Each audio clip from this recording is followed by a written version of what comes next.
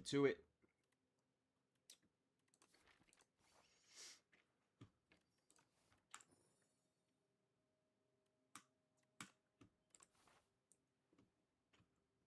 I'm gonna watch a YouTube video simultaneously.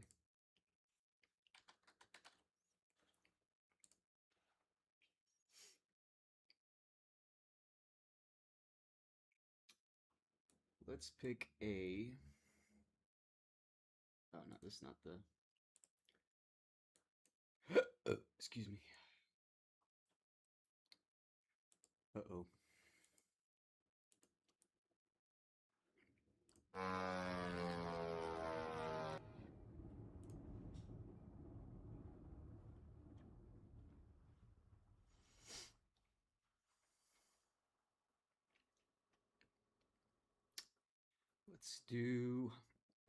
Let's do this one.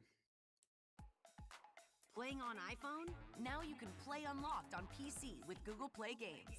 Unlock bigger screens and better controls, so you can ascend towards Asgard. Go play on... Mariana, put that stuff down real quick. Don't drop your bag as well. Officers have just walked up to 18-year-old Mariana Salinas. For days, Mariana has been hidden in this remote mesa desert town, believing she had gotten away with taking an innocent life, a murder that is about to land her in a pair of handcuffs. Don't turn around. Don't forget to cooperate with us. Can you call my mom or something? Because as Mariana is arrested, detectives will slowly begin to discover what exactly happened to 16-year-old Jesus Cota, revealing a trail of hidden suspects and a secret murder plot with Mariana at the center of it all. You made some very poor decisions. You have a warrant for first-degree murder, kidnapping, and Police! All of you! Oh, you grabbed my hair. Yep. We have both targets in custody. And It's May 18th, 2024, Albuquerque, New Mexico. 16-year-old Jesus Quintana Cota, friends call him Guero, is getting ready for a date with 18-year-old Mariana Gomez Salinas, a girl he was texting through social media for a while. After he picks her up, the two drive off together, and somewhere along the way, 3 men join them. Suddenly, this isn't the date Guero thinks it is. The group goes toward Pajarito Mesa, a stretch of empty desert on Albuquerque's west side, the kind of place people go when they don't want anyone watching or hearing what they're doing. The next day, a couple driving through the same mesa spots something in the dirt. As they find out what it is, they immediately call 911, and a few minutes later, deputies are on the scene. You guys called real quick? Okay. Well, I'll come talk to you guys in a I'm gonna second. turn my camera on. I have not seen You guys myself said you today, were so driving by and you saw it? Jesus Christ. Okay. And then what time was this? Just 5 Yeah, to 10 minutes ago? Or? It was like maybe 30 minutes ago. 30 minutes ago? Okay. I don't want to keep you guys up here for detectives if obviously you guys didn't see anything happen. You guys just drove past and just noticed a male laying here. So he did pass away? Yeah, he's been deceased for a while. I'm very surprised that you guys even saw someone up here because when we get calls up here, we only go up to like a certain point up over there because every time we do come up here, there is people always like shooting guns, doing stuff. Obviously, I'm not going shooting with someone over. All right, you're just negligent using your firearm. Yeah. So we wait for them when they go over there and we just cite them. But we never like fully go into the mesa unless we absolutely have to. Like under exigent circumstances is when we fully come up here. And if it's a GSW, it's resign. This looks new. First time you play this card, each combat gain and That's just the external. They could have been partying, like drunk, and got into a fight with him, and then someone just pulls out a gun and shoots him. That's what I'm saying. And everyone just scattered. Yeah. Like how that normally happens. Yeah. Just cruising in a car, and they happen to get into a fight, like in the car or something. Yeah.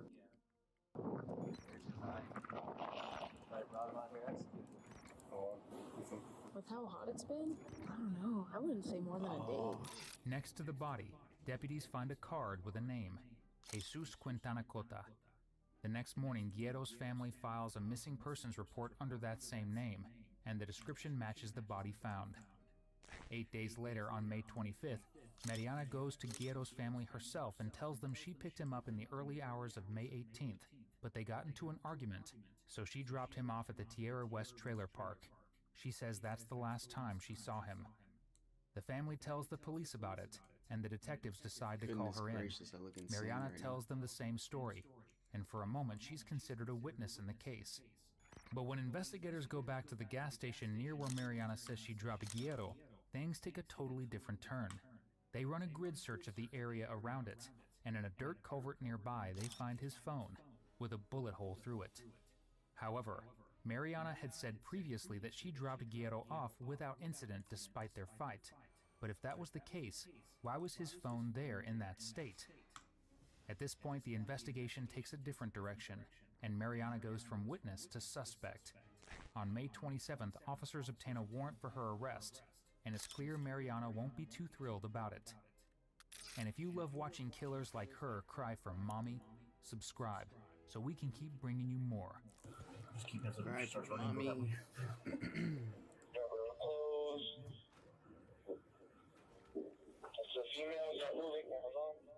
Okay. So, that's her. Mariana, wait there, put that stuff down real quick. Go and drop your bag as well. Don't turn around. Are you guys gonna grab this? We'll take care of everything. Don't turn around. Thank you. Thanks for being cooperative with us.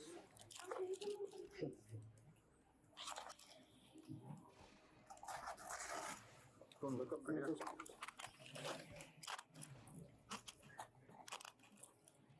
These are going to be really loose on you, okay? So don't do anything crazy and slip them, alright?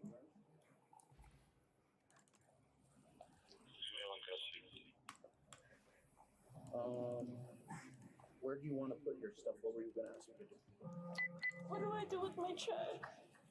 Can you call my mom or something? It's legally parked unless they tow it. Yeah, so what we're going to do is we're going to leave it here and they're going to probably tow it out here. I can call your mom if you want. If your mom like working right now?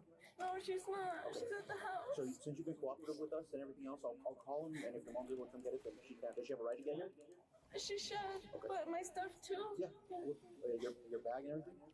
All right. Stand by on that, okay? Can you transfer? Can someone help me out, please? I have here. Oh, damn. You cool if I gotta move a truck? Yeah, thank you. Thank you. Thank you, guys. Yeah.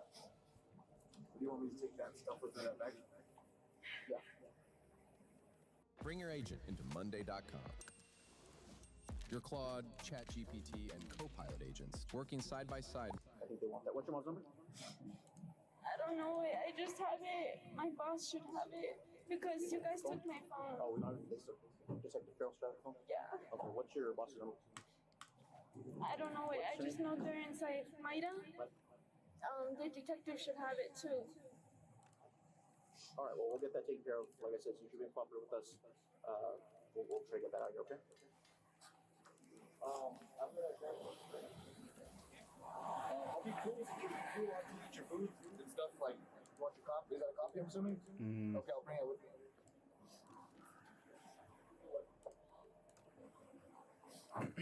Yeah, I think we take the risk. Mitch, can you follow down to the main?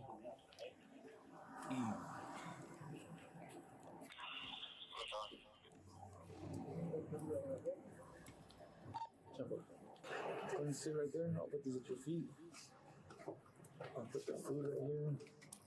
Why did you guys have to take a picture of me? Take a picture of me? Just now? Oh, Whenever you guys arrested me. we just keep track of everybody. Try to keep track of everybody that we arrest in our little unit, okay? No, that's just for us internally, so we track who we arrest. I'm sorry for the dumb question. No, it's fine. Don't get fooled with her deer cotton headlights acting, because Mariana knows exactly where she's standing in this case. Right after the police found Guerrero's phone, Mariana decided to reveal something major. She knew who killed Guerrero, but she insists none of it was her fault.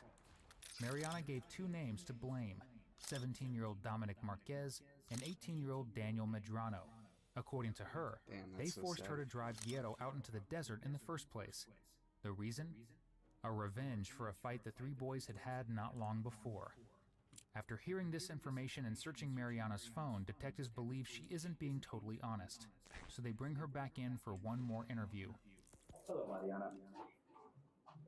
Surprised to see me again? Not really. You broke my thermostat. No, I didn't. That's not very nice.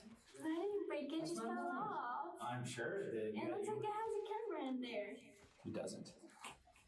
See, so why are you breaking my stuff? I didn't mean to. That's not very nice of you. They got her ass. They gave her the McDonald's. So obviously they told you. Did they tell you what's going on? And why they brought you down here? Okay. All right, so you are under arrest. Okay. You have a warrant for first-degree murder, kidnapping, robbery, conspiracy, and tampering with evidence. Okay. Wait, can you like explain all that to me? Sure. So first-degree murder, because it was planned out. You guys talked about it, blah blah blah, all the whole 9 yards, and you were to some degree, a direct participant in what happened to Widow. Okay. I know you didn't pull the trigger, but you were an active participant. Okay. I've talked to everybody else. They told me their story. It pretty much matches up with what you told me, minus a few things, which I'd like to just talk with you about. You guys were talking about taking money and laughing about it, splitting it 3 ways. So. But I never agreed on that. I know, but you guys talked about it. It was, it is what it is at this point. Okay. I am grateful to you that for what it's worth that you did come forward, you did the right thing. That may help you in the long run. As now, nothing's going to change what happens today. But, you're going to get an attorney, and I'm sure your attorney will try to figure some stuff out. Okay? You made some very poor decisions. For what? For what? Dominic? Earlier that day, Dominic Marquez was questioned as well. He was only 17 at this point in time, so his mother sat beside him and knew exactly what to ask for: a lawyer. He said we'll get a lawyer. Sure. So just before that, I want to go over this with what he signed so you're familiar. It's fine. I'm not going to ask any questions. I don't know anything about this. It's fine. It's fine. So since he's 17, this is just the advice of rights. So there's no admissions on any of this. All this is just his constitutional rights, his Miranda rights. Okay, so I went over them, we discussed them. It seemed like he understood. I didn't ask him any questions. So no questions have been asked about the case. And then he requested. So he just signs there. So what we're going to do is we are not going to sign this bottom part because this is you saying that you agreed to have him talk to us. So we won't fill that out because you guys are requesting a lawyer. Am I getting that extra I'm going to have him on. Okay, sure. And again, this is not legal advice. I'm not telling you what to do. Just I'm telling you exactly kind of the ballpark of what you're in. Listen. Hello, sir. My name's Detective Carol. I'm with the Sheriff's Office. So I'm here with Diana and I'm here with Dominic. So I'm just kind of explaining the attorney situation. That's kind of where we're at today, sir. Do you have any questions for me? Okay, no, not at all. Okay. And you said no, that's it, right? No questions or anything? You think? Yeah. Okay. No. I just wanted to see, okay. Perfect, thank you. Okay, honey, I'll send a little. Talk to him real fast and tell him. Can I take those for you? Oh, It's fine. bye. Well, tell him because you're not gonna be able to talk to him. We'll just have to keep this quick. I'm not supposed to. Oh my I'll gosh, let I'm him. sorry. But I'll let him. Okay. Okay, you guys have been cooperative with me and he's been cooperative today, so I will. Oh my God, man. I'm the sunshine. I don't get in trouble. So again, these are just charges. Okay, so he will be arrested with charges. However, it doesn't mean that he'll be convicted. Okay, I mean, at some point the case could get dropped for whatever reason. It's I can tell you it's a compelling case. I mean, that's why we're here with everybody, right? So, but it's just one of those things. Now we just wait. So what'll happen is I turn everything in, all the evidence that I found, and then his attorney will, I'm sure, have his or her, things that they need to do, and they'll be talking with you about what goes on. I can tell you, homicides is not quick. I mean, I've had one from 2021 still that hasn't come to trial. So, and that guy's been in jail the whole career. Oh my God.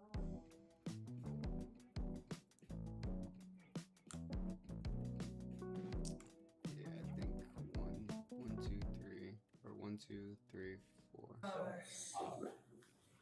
It just depends. Did you hear him? So you have some very serious charges. You, Daniel, Mariana, Messias, you have some very serious charges. So, Daniel's dad. So, at least that's what he called him. Dominic could stay silent all he wanted because the evidence would speak for him anyway. Like the messages he exchanged with Mariana, with the two of them plotting the fake date with Guerrero. In one of them, Dominic tells her clearly, keep flirting with him, keep him on the hook. We don't want him to lose interest. But why would Mariana pretend she liked Guerrero? Well, she and Dominic weren't just casual partners in crime. They were actually a couple for a while, and had broken up just a few months before the murder. It was still unclear why Mariana agreed to be the honey trap, but officers believed it was likely that she was trying to get her ex-boyfriend's attention back. Whether it was for Dominic or not, now Mariana is starting to see where that decision is taking her, but the detectives aren't done yet. There's really no justification, there isn't. So I want to talk to you, okay, about Hopefully I don't fucking die right now. the guy that got in your car. Okay. Did you pick someone up that filled red those? Not really those. What, by that area? Okay, not at Phil, but in that area. Okay. Are you sure? Now's the time to be honest, because once you leave here, we determine you're lying. Because I'm starting to have my doubts. Yeah. So, do you want me to explain it to you? Yeah, please. So, Palibertos is right here, like on the corner of the street at the light, and then you go a bit down, and before you know, like that bridge on Central, before you get on that bridge, it's like houses right there on the corner to this side. Okay. So, like right where Palibertos was, like on that side, but like more down the street. Okay. Did you cross the bridge? No. Okay. Who was that? Who was the guy? Daniel's uncle. That's what they told me. That's what they told you? Okay. And can you remember what he looked like? You could tell he was like Mexican. I think he had like a mustache. He looks like older, like probably 40s, 50s. Okay. He has like a bit of gray hair. I think small eyes. He's more darker. That's how I found out like he wasn't one of those guys. And his hair isn't long. It's like normal. Like I said, he had his sombrero on. Daniel, however, has a different story about the man with the sombrero. In fact, his version doesn't match Mariana's in many aspects.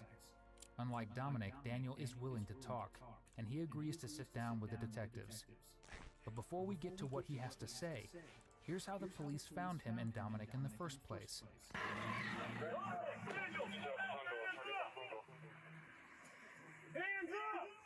Damn, they got the whole military on his ass? Pumping up there.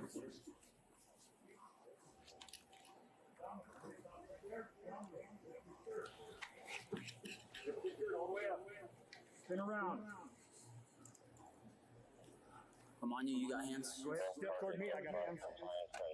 Walk here. Go ahead and step toward me. Go ahead and keep walking toward me. Turn around. Hands on top of your head. Interlace your fingers. Step back. Step off that curb. There you go. Keep your hands up. Turn around. I want you to grab your collar behind your neck. Pick your shirt up from there so I can see your waist. Turn in a circle. Turn. Stop. Walk backwards to the sound of my voice. Hands. Put your hand on top of your head and raise your fingers. How you killing? Bang. Stop right there. Oh, you got my hair. You're fine. Do you see the car repair shop in the background? This is where Daniel and Dominic work. But a few months ago, Daniel was working in another car repair shop, and that's where the connection between him, Dominic, and Guerrero started. Daniel says that the bad blood started small. He'd sold Guerrero some items for his truck, and a couple of days later that same truck got stolen. For unknown reasons, Guerrero decided Daniel's behind it. But instead of letting it sit, the two of them agreed to meet up at the car repair shop to sort it out face to face. Daniel said Guerrero opened fire on his car while he and Dominic were sitting inside it. Guerrero's family had mentioned the shooting before, in conversations that were never publicly reported. Additionally, when detectives searched Daniel's vehicle, they indeed found a shell casing and 2 bullets. But now what the detective wants from Daniel is his account of the connection between him, Dominic, and Mariana. What do you think of Mariana? I never really met her that much. Oh, really? You know, maybe with her, and then when I would go to his house, she would be there. Like, I'm not a bother, you know? Sure. I'll just leave. Yeah, you want to be like that third wheel? For sure. I think we've only gone out. I only stayed at his house once when she was there, so I'd say. Oh, okay. Other than that, we never hang out. Okay. And so, since you don't, so since like you didn't like text her or anything, like did you have her phone number or anything? I don't have her number. Okay. And so did you have her on any like socials or Instagram or Snapchats? Facebook. On Facebook? Yeah. Did you talk to her on Facebook at all at any time? No, I wouldn't text her. Just text her? No, I wouldn't text her. Oh, you wouldn't text her. Is there a reason why? You know, reason for me to text her. That was a pretty good one. Oh, Already your girlfriend? Yeah, I've been with my girl for 2 years. Oh, wow, okay. So you're taken, I get it. But, alright. Do you know where she lives? I don't. No? I don't really. So you don't really know much about her? Okay. I know a lot about what happened. Yeah. Okay, I do. I'm not dumb. So I need you to tell me what you did that night. Okay, your involvement with Dominic, Mariana Gomez, and yourself and Dominic. Because you know what I'm talking about. You're not dumb. I can look in your eyes. You're not dumb. Okay, I'm not dumb. So I need to know what you did. What was your involvement in that? Because let me tell you, right now, you're facing a first-degree murder. That's life in prison. You go away forever. Okay? You're 18. Forever's a long time. It's crazy that these kids are doing this shit, man. Like, they're all teenagers. I mean, I know they're like late teens, but still, it's crazy that these kids would even think to do some shit like that. Okay? That is a long time. Okay? So that's what you're charged with, because I haven't talked to you. That's for what? First degree murder, kidnapping, robbery, conspiracy, and tampering. Yes. So we're gonna talk about that. he said robbery. Brother, that's the least of your concern right now. First degree murder, kidnapping, conspiracy. What is that? Basically, you work with other people to do stuff. Tampering with evidence. That's basically you got rid of some stuff, you damaged stuff, you deleted stuff, that type of stuff. And then the kidnapping and robbery. Those are the two others. Okay? And the robbery for what? So there was a phone taken, there was talks of money being taken, stuff like that. So that's what I know. Okay, I know you were out there. I know you're with them. Okay, so you have to ask yourself right now, okay, because each one of you now, all three. So what happens is the person that talks and says stuff that I can corroborate, it's better for them. Because if nobody talks, well, then I go off of what I have, and I have an incredible amount of evidence against you guys. At this point, Daniel realizes there's nowhere to run, so the only way out is to finally tell the truth about what happened that night. Too much to do? Let Gemini and Chrome handle it. Let's start here. Auto Browse gets it done. Use Gemini and Chrome to fill your cart in one click.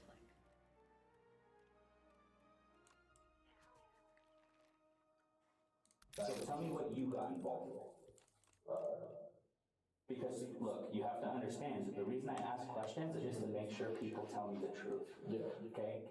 The fact that you're sitting here and I have Dominic in the other room and Mariana in the other. Oh, she's here too? Mm-hmm. Yeah. They're just all in the back, them two in the front. I was just on the phone, really. Okay. And then they were talking. And what were they talking about? Well. Okay, and what were they saying? Nothing. It was just my dad texting them. Okay, and why were they texting? I don't know. They were just texting. Daniel, you know. To me, no. Yes. Okay. And why were you wanting to meet up with him? I didn't want to. Okay, if you didn't want to, then why were you there? There we go. Okay, so you're talking about meeting up. Why were you wanting to meet up? No, I didn't want to do it. I was just back on my phone there just talking about it. I'm meeting up and I didn't want to. Okay, why didn't you want to? There's no point in doing anything, you know what I mean? And when you say do something, what was the plan? There's no point in meeting up, there's no point in going for her to meet up. Okay, and why did you say that? When I didn't know about it, I'm like thinking myself, you know? Sure. So you didn't voice you didn't say, I don't think so? Okay. So why were they meeting up? Pretty good. I did talk about it, you know? Mm-hmm. Yeah. So why were they meeting up?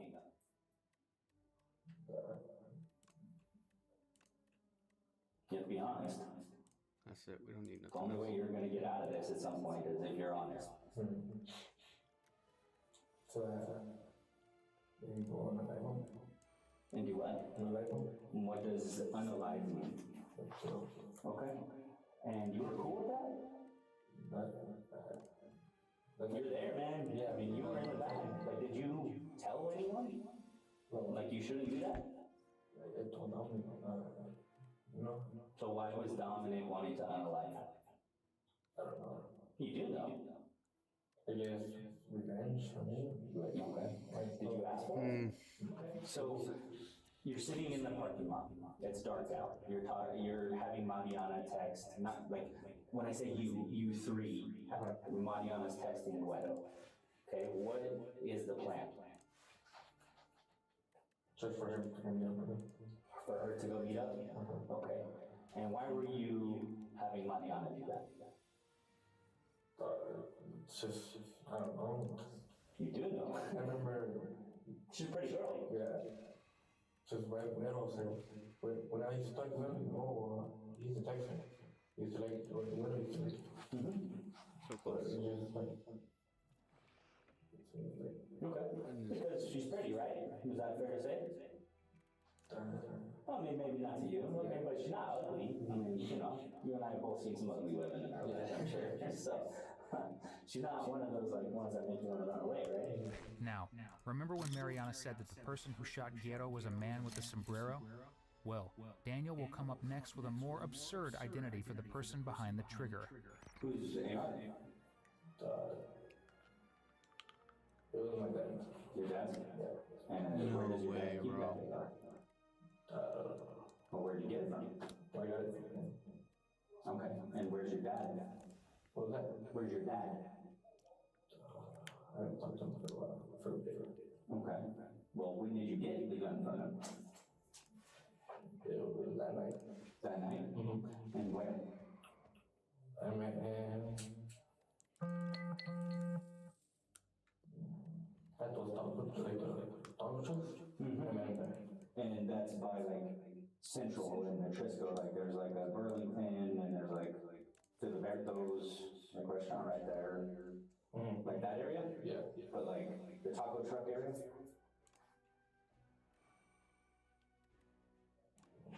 Can you just describe where you met him at? Right there, like that area. Okay, and tell me how you got the rifle. I went to go pick it up. And where did you go to pick it up? That place?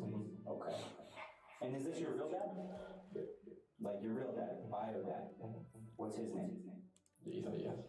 Can you spell that for me? I-A-S. And last name?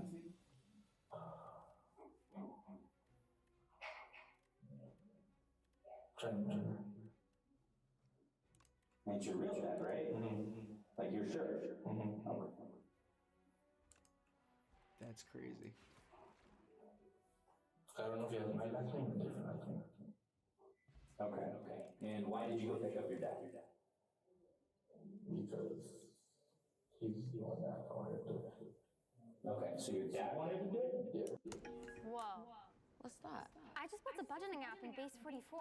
Guys, Nina just... Why? Because, I don't know, Did you you ask him to? No, I never told him anything like that. So then how did he know? No, That you were out there that night? Like, why would you call him if you didn't want to do anything like this? because I know I wouldn't do it. I know. But you were okay with someone else doing it? No, something like that. I would. You know what I mean? Well, that's what I'm asking. I'm trying to understand what you're doing, because you're saying you don't want to, but you're going along with this, and you called your dad. Because he was like, he was gonna do it.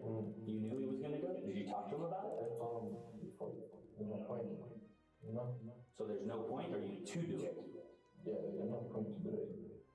I'm okay with it. How was that? You know? I was okay. Okay. So did you have a gun inside the truck? Did you have a gun? No, you didn't have a gun inside the truck. Sure about that? I didn't have a gun. Okay. So you get some papelito. What happens? That's when my dad told me to wait down. Oh my god. Did you and Dominic get up? Yeah, but cleared the back. So Sure. What happened? When I took him over there, Okay. Because I know you guys kind of roughed him up a little bit. that was my dad.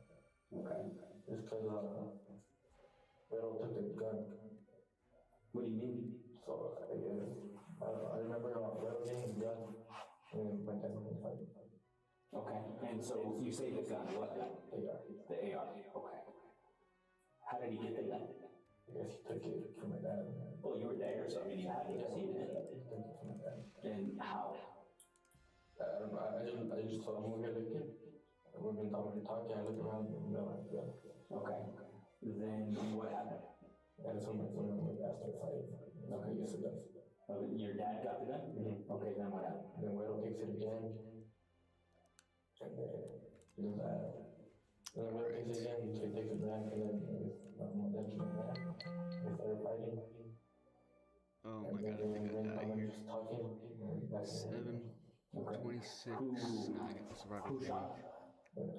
In Daniel's version, he, Dominic, and Mariana were in this together, which goes against Mariana's account, where she was the perfect innocent victim. It is hard to tell who is lying the most, but Mariana is a strong contender by far. But she's going to find out next that even with all the crocodile tears in the world, her outcome will not be pretty. I mean, you're an adult. Okay, you're 18. So I don't want to, we're not going to fight your parents. Would you like me to? Oh, no. Please. Do you think I can Damn. tell my boyfriend before? So we can't, you don't make any calls here. You can call him from jail and get up there. I don't know his phone number. I have it on my phone. The phone that you brought with you today? The one I gave to you. Yeah. Okay. Yeah, I don't know. I'm sorry. I don't know about that. I mean, does your mom know about your boyfriend? Yeah. Does she know his number? No. Were you texting him from your sister's tablet or something? Maybe we could get the number from that. I don't have the number. I just have his on Instagram. Oh, okay. It wasn't like a text. Okay, I got it. I understand. I don't know. Maybe you can figure it out. I mean, there's not much else I can do. And do you know how long ago? So, like initially, or how? Like, what do you mean? Like how long ago would be there for? That's a tough question. I can tell you what I do know is in 3 to 5 days, there'll be a hearing, and you'll go before a judge, and the judge is going to decide if you're going to stay in jail or if you're going to get out while this goes through the system. I have no say in it. So you basically have 2 options. You'll probably be in there for 3 to 5 days. So probably the hearing will be till sometime middle next week. So basically, you'll have a few hearings, and then the judge will decide. So if the judge decides that you don't get out, then you will be in jail until this case is over. If he lets you out, then you'll go to pretrial, and you'll have some I'm not trying to get up. So it'll just depend. As far as what you're facing, I mean, you're facing life in prison. So it just depends on court and how it goes. Yeah, I write my report. I write exactly what you said. I write what everyone said, and then it'll be up to your attorney. They'll be appointed an attorney, and it'll be up to you guys to go down. So, I mean, in the immediate, it'll be for a few days, probably over the weekend, and then they'll decide if you get cut in or not. Okay? You did everything that I asked, so that will be told, but it'll be up to the judge. You're so young, and all you guys are, and to do something like this is just insane. I mean, he's not wrong. He's not fucking wrong. For whatever reason you find yourself able to not go to prison forever, I hope you learn from this. The only thing that you tell me is I kind of wonder if they ended up with life in prison. All of them. I think they're. You make better decisions. Well, she was 18, so I mean that doesn't really change how young she is, but I think it does factor into like her sentence. Lost his life because you helped.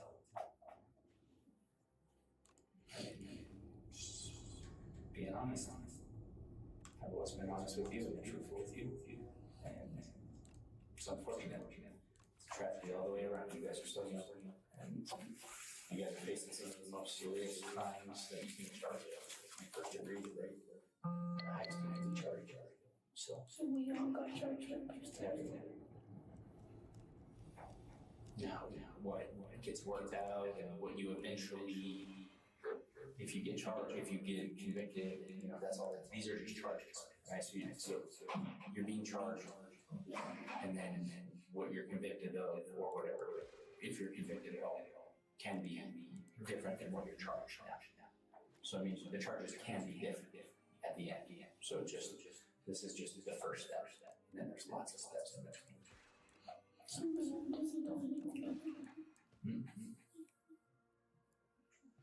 I mean, I think maybe the detectives call her about the car, but usually they'll just tell her that I'll be calling. Do you really think I can't do anything to get my boyfriend's number? Like, on my phone?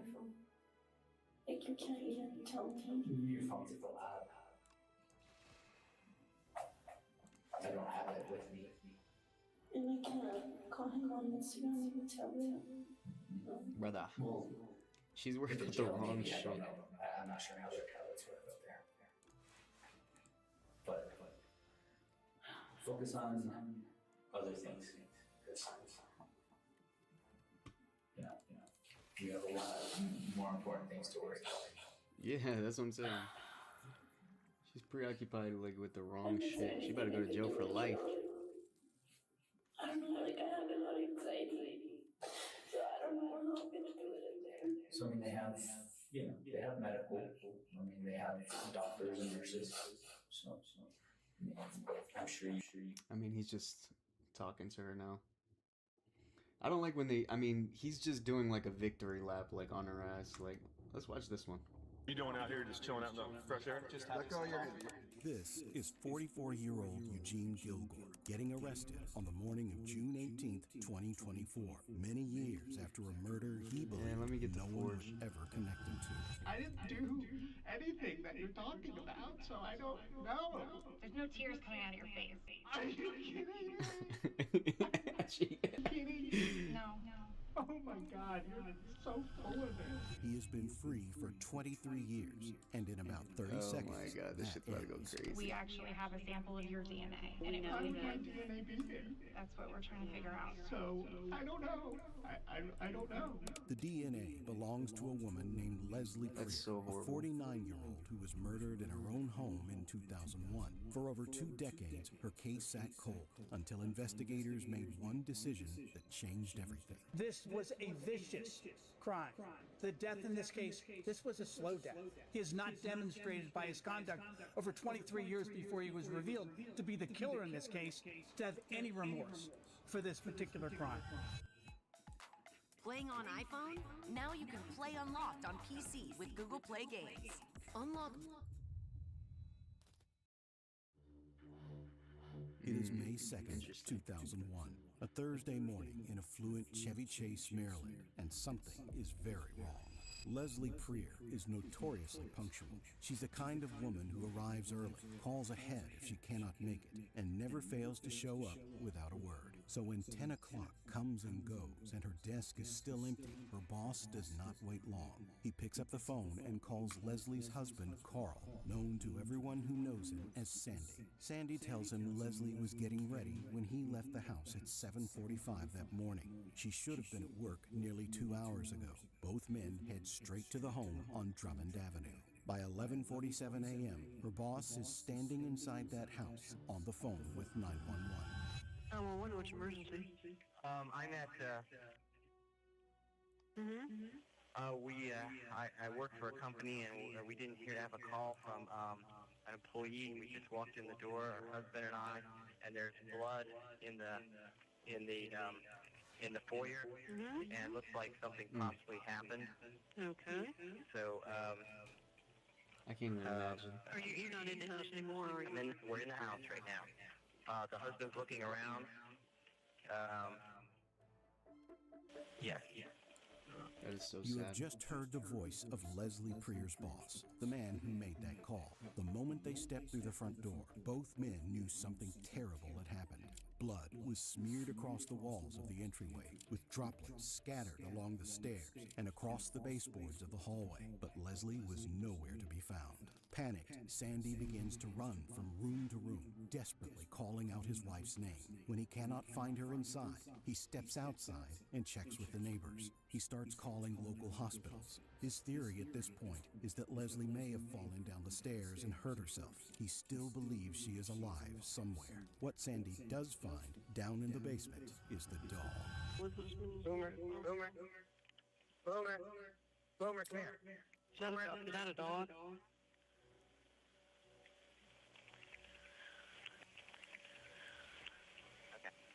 Is that a dog? Is that a dog? Okay. Boomer has been locked in the basement, not wandered down there, locked. Someone had made sure the dog was out of the way before something happened inside that home. Dispatch tells both men to step outside and wait for officers. You hadn't heard you're with the husband? I'm with the husband, yeah. Okay. What was the last time they The last time the husband saw her was 7:45 this morning. Okay. She have a car or anything? No, she was going to walk to the bus. Okay. Is there a lot of blood? But it looks like there's possibly, just struggle, a couple things knocked down. Okay. Can I ask you guys to step out of the house? Sure. When officers arrive, they ask Sandy if he has checked everywhere. He tells them he has, everywhere except one place, the master bedroom. Officers noted this in their report as suspicious. Moments later, they find what Sandy it is a had little somehow suspicious. missed. Upstairs, Let's be in honest. the master bedroom, Leslie Prier is curled up in That's the shower, like the first place face I would've down. checked. The water is still running over her. She is dead. What the forensic team documents in the hours that follow is a scene of sustained, calculated violence. Leslie had been attacked right there at the front entrance, where that blood was smeared across the walls. She was beaten, suffering 7 deep lacerations to her head from blunt force injuries. She was strangled. She had fought back with everything she had, and after she died, her killer dragged her body upstairs, placed her in that shower, and turned on the scalding hot water. It was a deliberate attempt to wash the evidence away. And within hours, investigators faced the question that will define the next 23 years. Who had a reason to do this, and who had a way in? In any homicide, the spouse is the first person you look at, and Carl Sandy Prier had no shortage of reasons to be looked at. By his And also, own like, admission, there had been tension in the Not only is the master bedroom the first place I would have checked, the water you hearing the water running. There's no way that the house has like such solid walls that you don't hear that the shower is running upstairs. You know what I mean? Marriage, driven largely by Leslie's increasing struggles with alcohol in the months before her death. Colleagues had noticed it. Sandy had told investigators it was a source of serious stress between them, and by his own account, he was the last known person to see Leslie alive. On the day of the murder, Sandy was immediately taken in for questioning, but after 2 hours of relentless back and forth, he shut down and asked to speak to an attorney. A few weeks later, however, he agreed to come back to the police department, and what happened in that room gave investigators a very clear picture of why he'd asked for counsel in the first place. Okay. How you doing? All right, how about yourself? Not bad, not bad. Good. So this is a search warrant inventory showing what was taken at your residence. I'm kind of upset that that last run didn't go the way I wanted it to. That was a good deck. On what Leslie's activities were. And you can, it's not very awe-inspiring. You can read that at your leisure at some time. Oh, I'll be drunk on answering machine at home. Just to clarify that. Have you erased that or any of the stuff that was on there for the past few weeks? Is it still there? You guys actually need to show me disrespect, but I've been cooperating with you since day one, and I think I've answered enough questions. Just about the answering machine? I don't understand. My attorney said not to answer any more questions. And again, I don't mean to show any disrespect to you guys at all. Who is your attorney? Bruh. He said, he immediately asked him another question. Leslie was dead before 7 o'clock in the morning. There's physical evidence that shows that. There's physical evidence that shows that she did not call you from the house. Physical evidence that shows it. And that don't lie. People lie. So I don't have anything else to say. He's trying to like Sandy say that does he did something it. that stops investigators cold. He simply asks if he is free to leave. AI agents. Well, hey, don't be scared. Here's how Monday.com makes agents clear, easy, and user-friendly. First of all, they're gonna make our jobs much easier, and they're gonna take us to the next level. I manage our marketing team, so market. So, you want me to come down with my attorney, or what? I want you to do the right thing, Sandy. I want you to tell us what I want you to do what you need to do. He's like, I want you to tell me that you did it because we're just trying to get somebody. For you and for everybody else. Okay? I don't care if you got your attorney here. I don't care. But let me ask you this. Am I allowed to walk out that door right now? Absolutely. Okay, then I'd prefer to walk Then you're out of here. Anything else I need to take? No, we can't give you some of the other stuff yet. All right. He walks out without hesitation, without looking back. That is not how guilty men leave interrogation rooms. Detectives were so convinced Sandy was involved that they had already taken him in for a polygraph test. He failed, and it wasn't close. From every angle, Sandy Preer looked like the answer. So investigators brought in the one person who had known him her entire life, his daughter, Lauren. It was now a year after the murder, and sitting across from detectives, she first heard something that stopped any hope of a simple resolution. Let's see. A glass of water? Something like that? Maybe actually, if you don't mind, a little bit of water. Sure, I haven't sure. been drinking too much. Thanks. Okie dokie. Well, first of all, I guess you called me. And Damn, you his said that you daughters, wanted to come by and like, they look good for their age. So here we are. Here we are. Daughter's older than I expected. Well, basically, it's a year. We haven't really had much contact with you guys. I was just wondering if what is he doing out there? Like, where are things being? Well, we follow, a number of leads, in reference to the revelation some time ago, I guess, last towards the end of last summer where we found some material, DNA material that looked like it was from someone else. And as you know, we were focusing pretty strongly on your father at that point in time. Given the facts and circumstances of the cases, we knew them at that time. And of course, when that came out, then we began to spread that out, because obviously there was someone else there or within the residence. In the course of that investigation, we haven't found a thing that would tie it. We've done a number of interviews with people who do burglaries, things like that, home invasion things, because if your dad's not involved in this, it's got to be someone that would have a reason to be in the house or something like that. It was an uninvited guest or something. You know, there's a number of scenarios we can play with, but that's basically what we're left with. The result of that has been pretty negative. We've also, spoken with people in the neighborhood, we've checked the area, we've checked neighboring jurisdictions for similar kinds of cases, and there just hasn't been anything out there that really is significant that makes us look at someone's name. Right. And I don't think it was a total change. I definitely think it was a issue. I definitely think that it was somebody who she obviously was comfortable with. I mean, it's obviously some issue.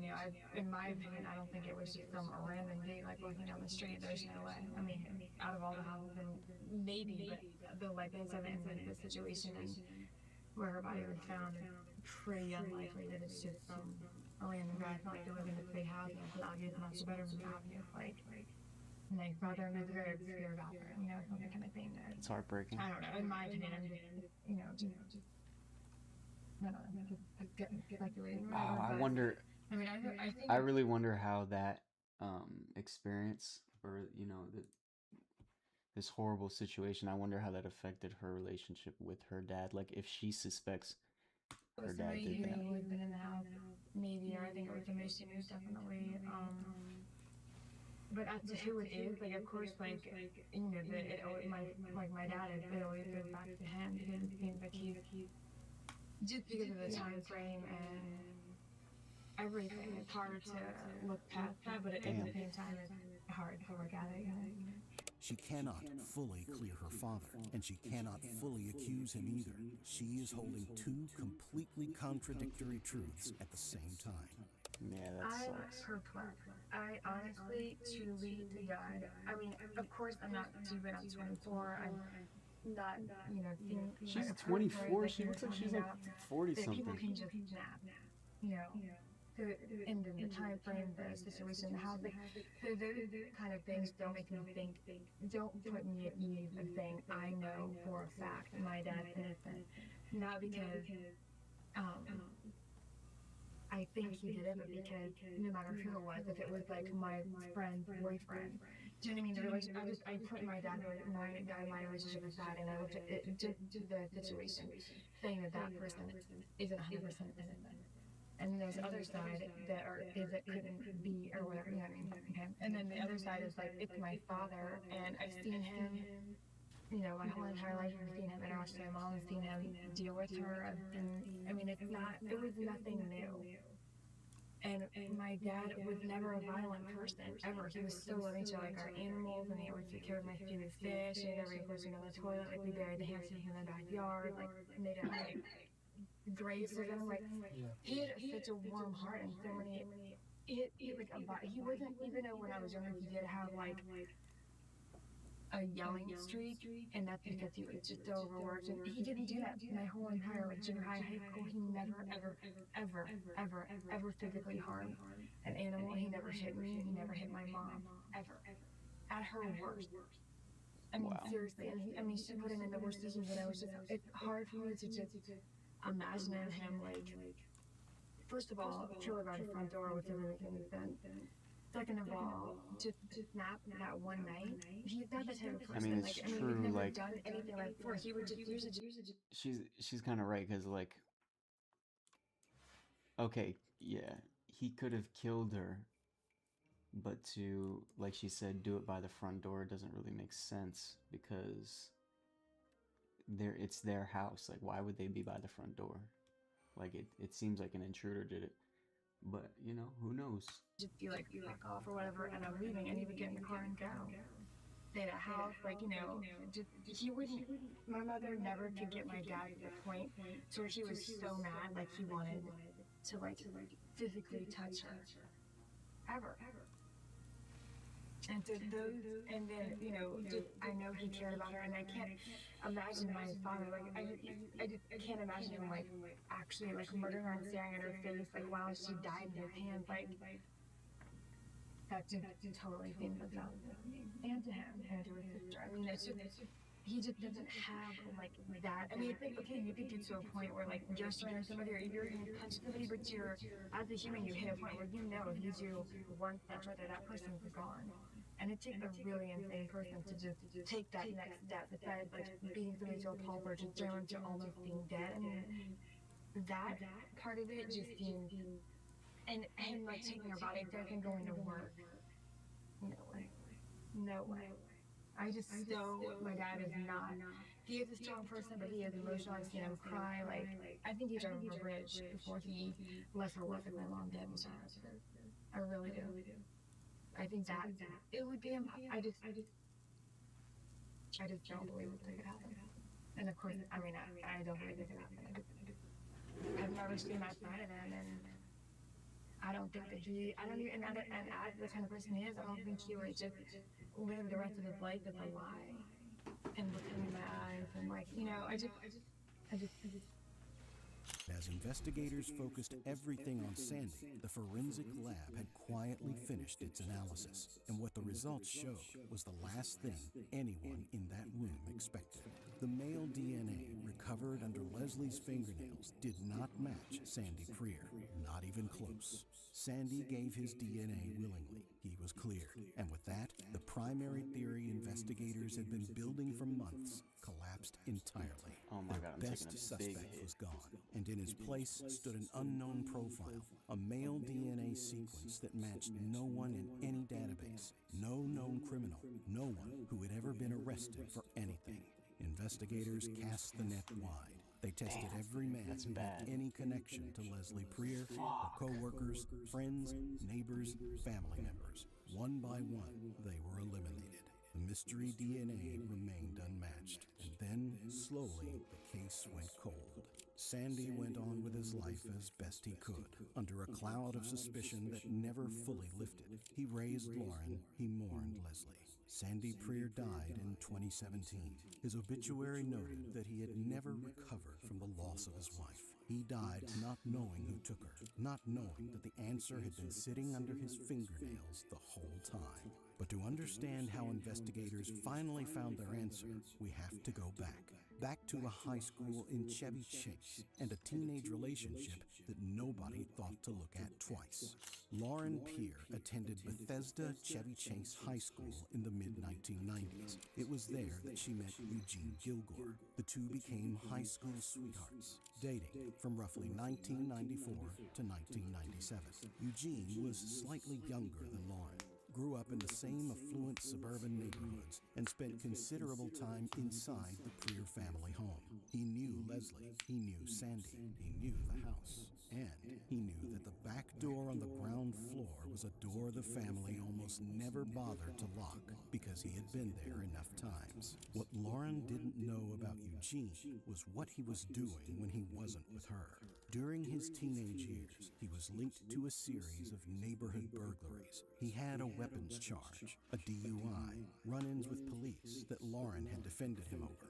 In the weeks just before Leslie Prier was murdered, Eugene was even briefly a suspect in the death of a jogger in the same area. Nothing was ever proven, but the pattern was there. By the time Leslie was killed in May 2001, Laura and Eugene had already broken up. The relationship was over, but the access that relationship had provided didn't go anywhere. It was still there, sitting in his memory. Time moves differently around an unsolved murder. For investigators, it's the slow accumulation of unanswered questions. For Lauren, It was decades of living with her father under a cloud of suspicion that she couldn't fully deny and couldn't fully accept. And for Eugene Gilgore, it was something he may have believed was simply over. He moved on, he worked, he got married twice. He became a business development professional.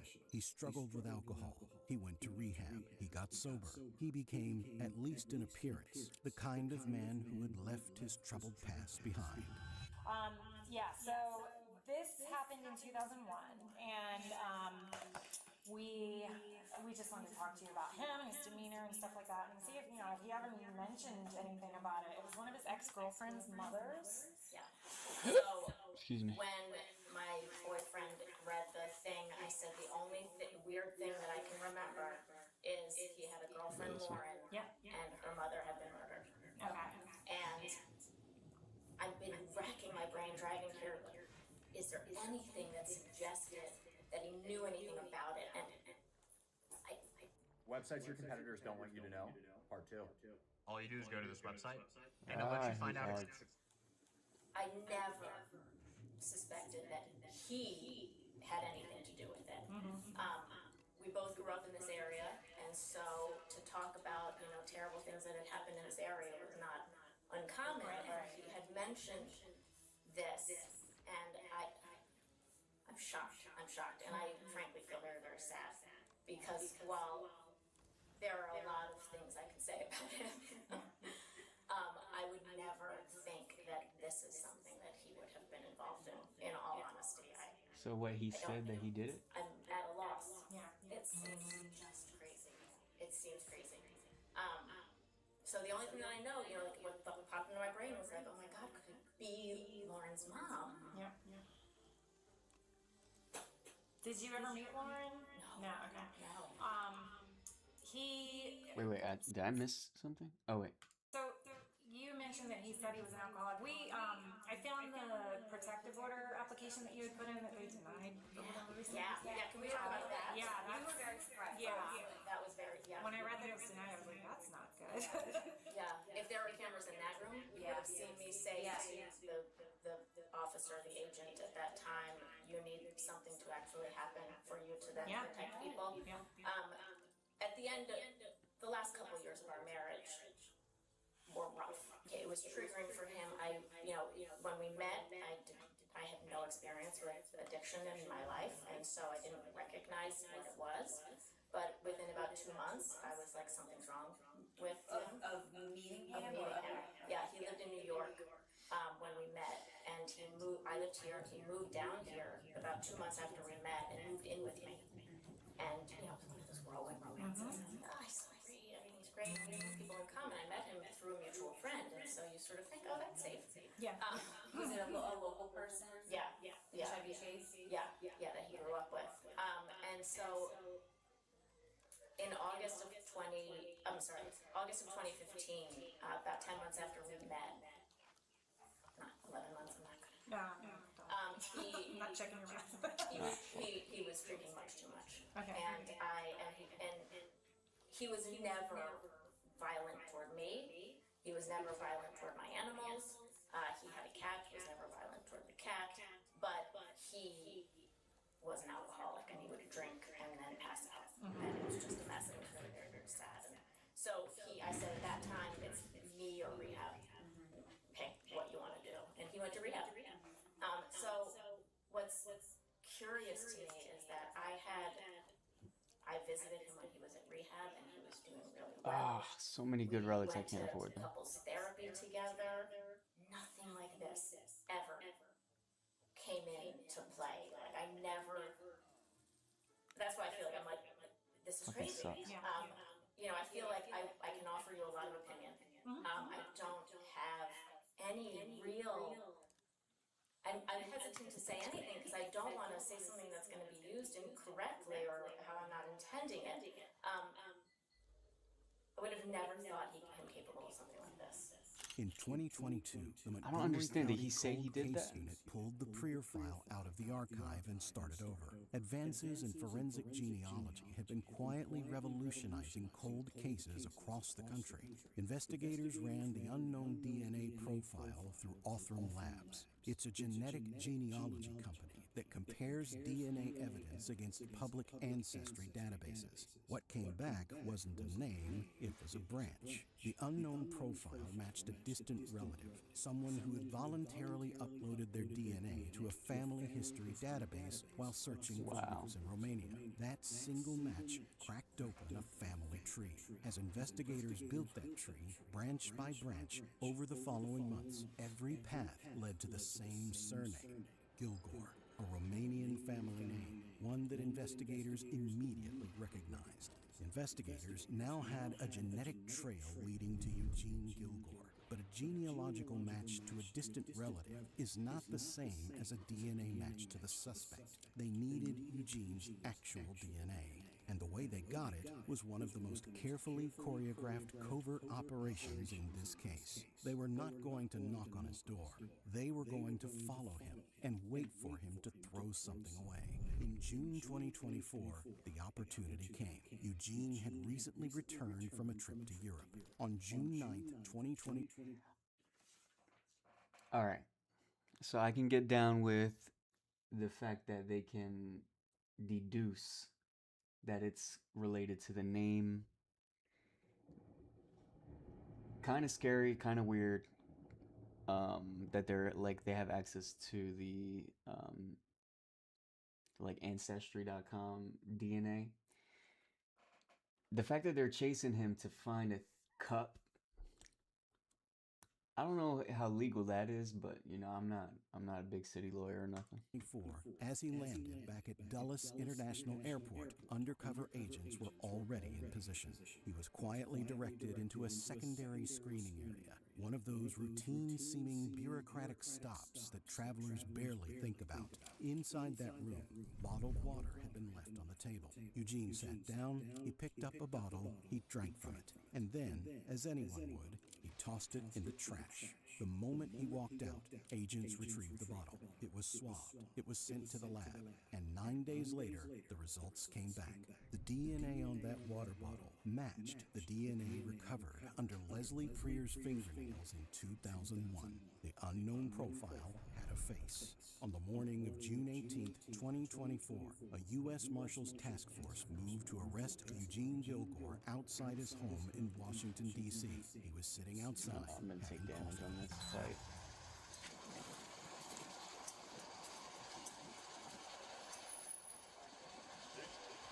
And this is cutting all right. We'll adjust it. We'll adjust it. Hold on. They're not made for comfort, but we'll make it. I get it. Yeah, we'll make it. We'll ease it up on you. Yeah, no problem. I ain't got nothing personal on you. Do you go to the office, or what do you do? No, I work from home. Okay. What were you doing out here? Just chilling out in the fresh air? Just let go of your hand. Okay. So you didn't know anything about this warrant? Okay. Our boss will tell you everything about it. It's nothing big. Watch out for it. All right. Just turn around. Thank you.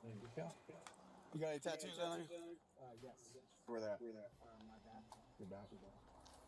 He went without incident, and within a few hours, he was sitting in an interrogation room, handcuffed, confused, with a decades-old secret about to collapse around him. The detectives who walked into that room are from the Montgomery County Cold Case Unit. They've been building this case for 2 years. They know what they have. What they don't know yet is how Eugene will handle being in the same room as the truth. They start slow. Paperwork, Miranda rights, basic questions, and they watch him. No! Right there. Alright. You can take the cuffs off and just change his ankle. Yep. Hi, Eugene. Hello. I'll be going back on that water, right? Okay. And I'll be able to, If we need a break or something, we can let you know. Okay. Thank you. I am Detective Groston. This is Detective DuBois. Hi there. From Montgomery County. Okay. I'm sure you're wondering what this is all about. I'd really like to know. This has been really hard. Whatever's happening. Well, we're gonna get through all of that with you.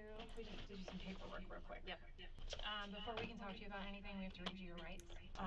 So I have some of this filled out already, but what is your physical condition today? You have any injuries? Are you feeling okay? I mean, I'm feeling a little bit caught off guard, and from the handcuffs, there's seems to be a lump on my hand. I don't know if it is, but I have no idea.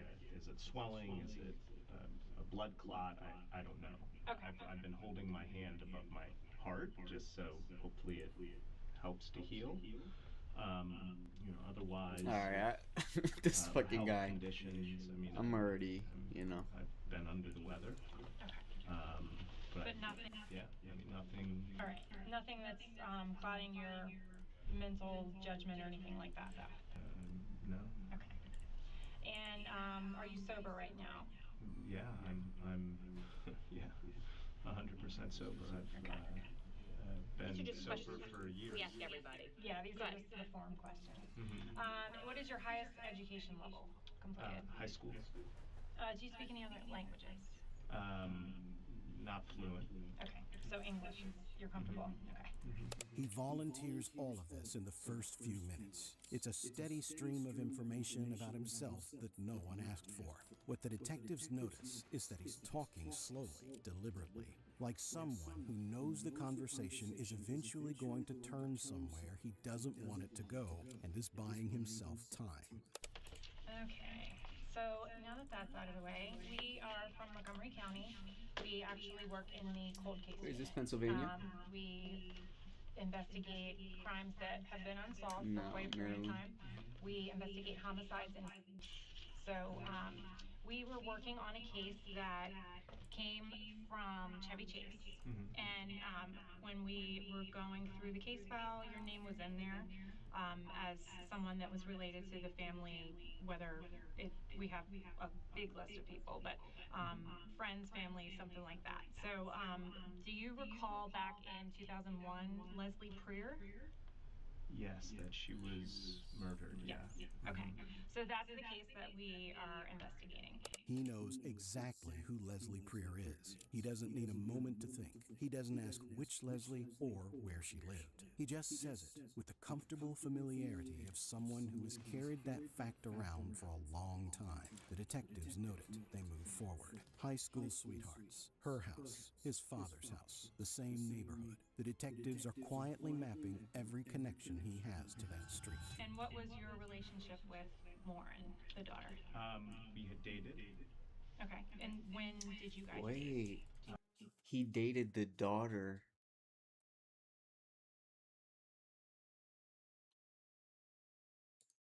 So is this the daughter? Exact dates, I'm not entirely sure.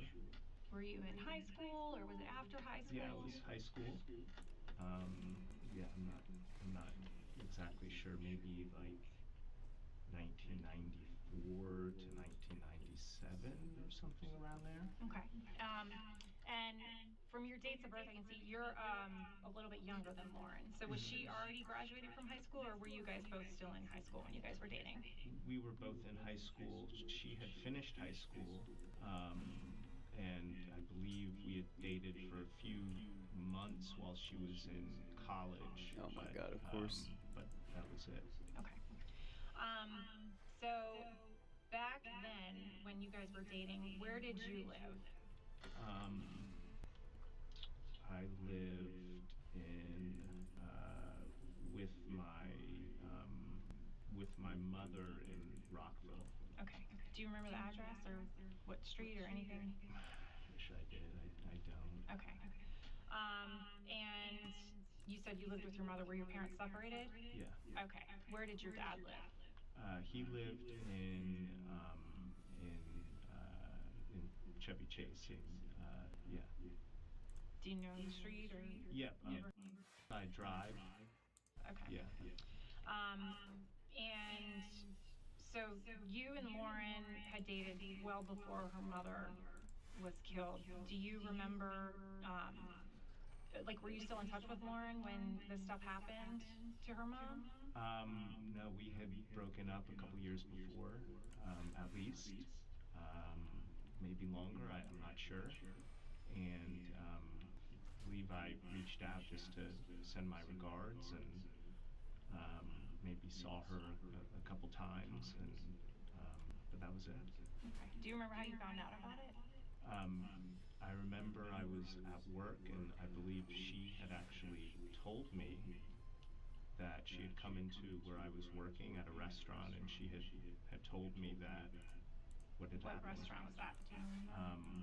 It was a restaurant called Okay. in Bethesda. Okay. Why is it that in the Northeast so many places are named after the same thing? Like Montgomery County, Bethesda, all this bullshit. So you guys were just kind of cordial at the time, but you weren't really close. It's not like you guys kept touch that much. Correct. Okay.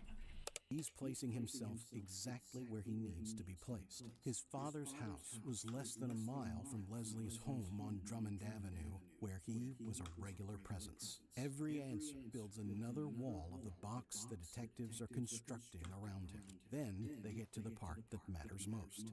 When you guys were dating, how close were you with the family? Like, did you spend a lot of time at their house, or did you know them real well? I knew the family. I, definitely spent time. She spent time at my house. I've spent time at her house. Yeah, for sure. So, how were you close with her parents? I mean, I wouldn't say close with them. I don't know how much. I don't know if close would be the right word. But they were friendly with me and nice to me. So, yeah, I mean. Okay. Let me see. Were you at her house a lot of the time?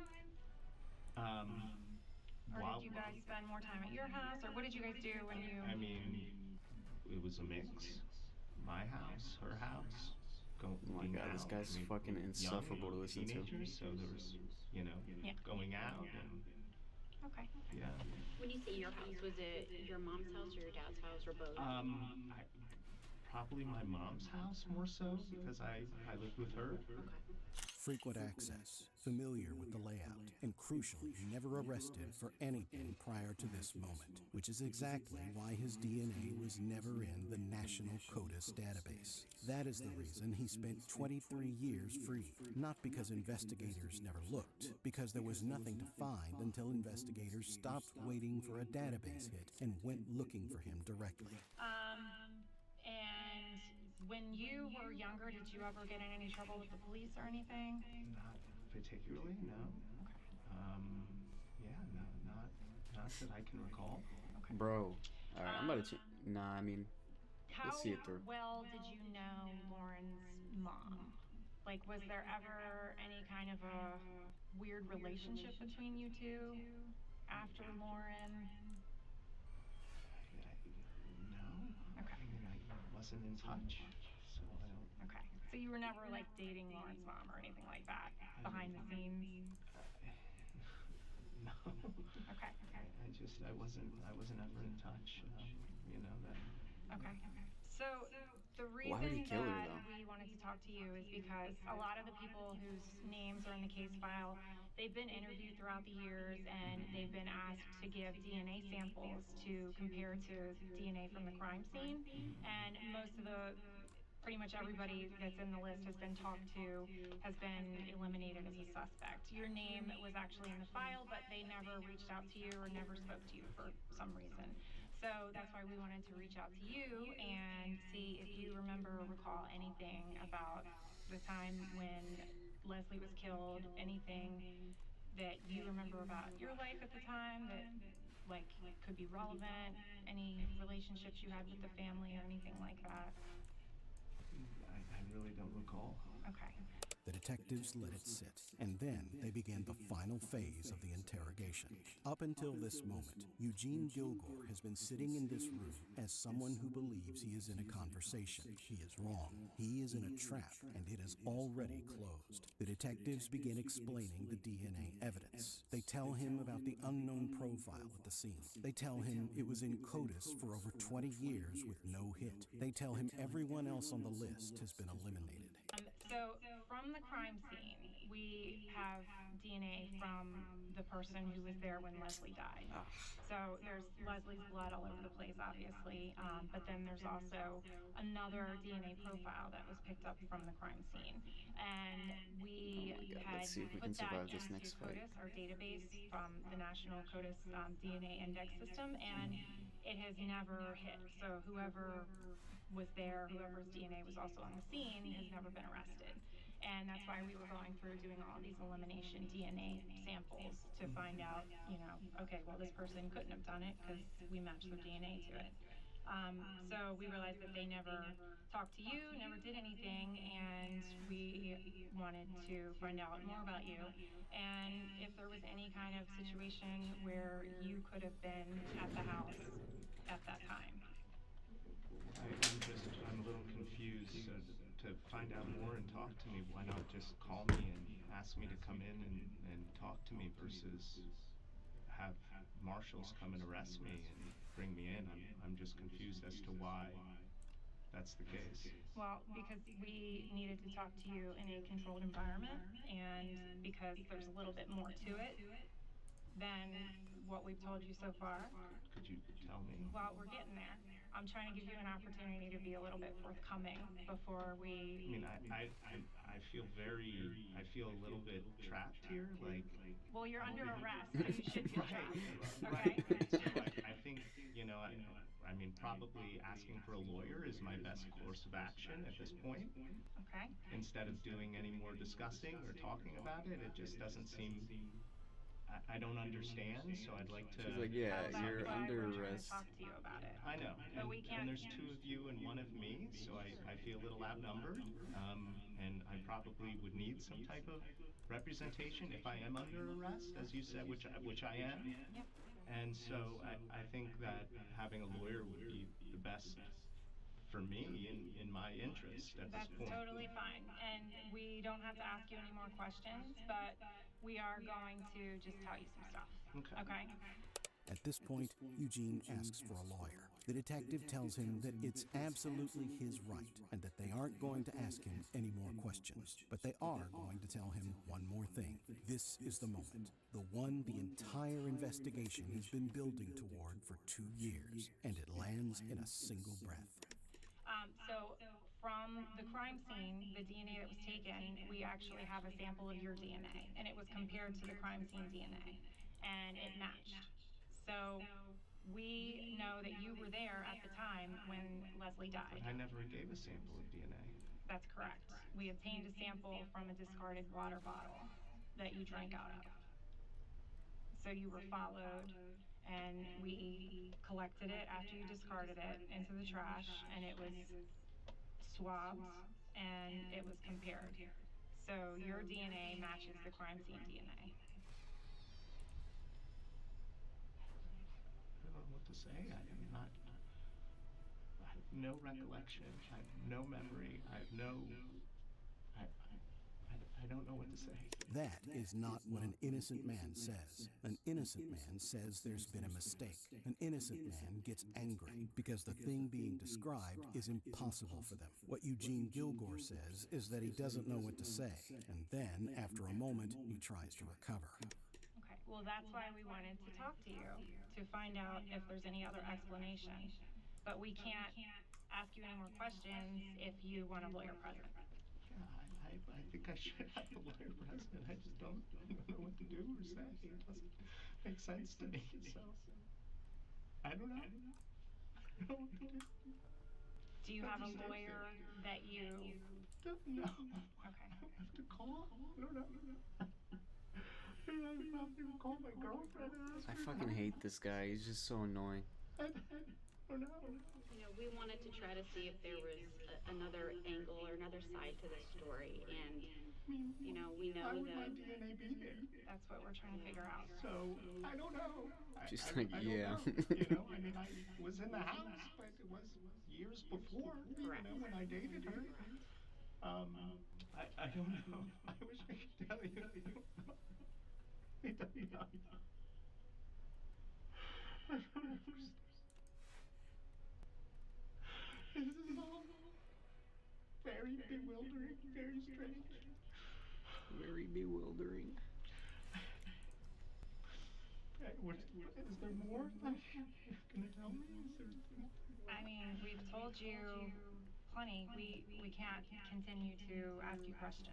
If you want to keep talking, we can. But if you want to stop, you have to let us know for sure. Yeah, we can tell you more about, what we think happened. She's like, you're fucked. I don't. So if I mean, you're fucked either way. So if you want to know how fucked you are, we can keep talking. What do you think happened? I don't know. I can't verify. I don't know. I don't recall. I don't have any memory. I didn't do anything that you're talking about, so I don't know. And I don't feel like I can. I don't know how to answer and go into. I don't want to incriminate myself with questions. You guys are professionals. I'm not. I don't know. I really do think I need an attorney. I need to use the phone and I need to call someone and I need legal representation before I respond to anything else. But the detectives are not working with trace environmental DNA from an old visit. They are working with DNA recovered from underneath the fingernails of a murdered woman. Being in the house years earlier doesn't explain that. The next few minutes of that interrogation room are the most revealing of the entire conversation. Not because Eugene confesses, but because of what he does when the detective makes one simple observation. Okay, that's fine. We're not going to ask you any more questions.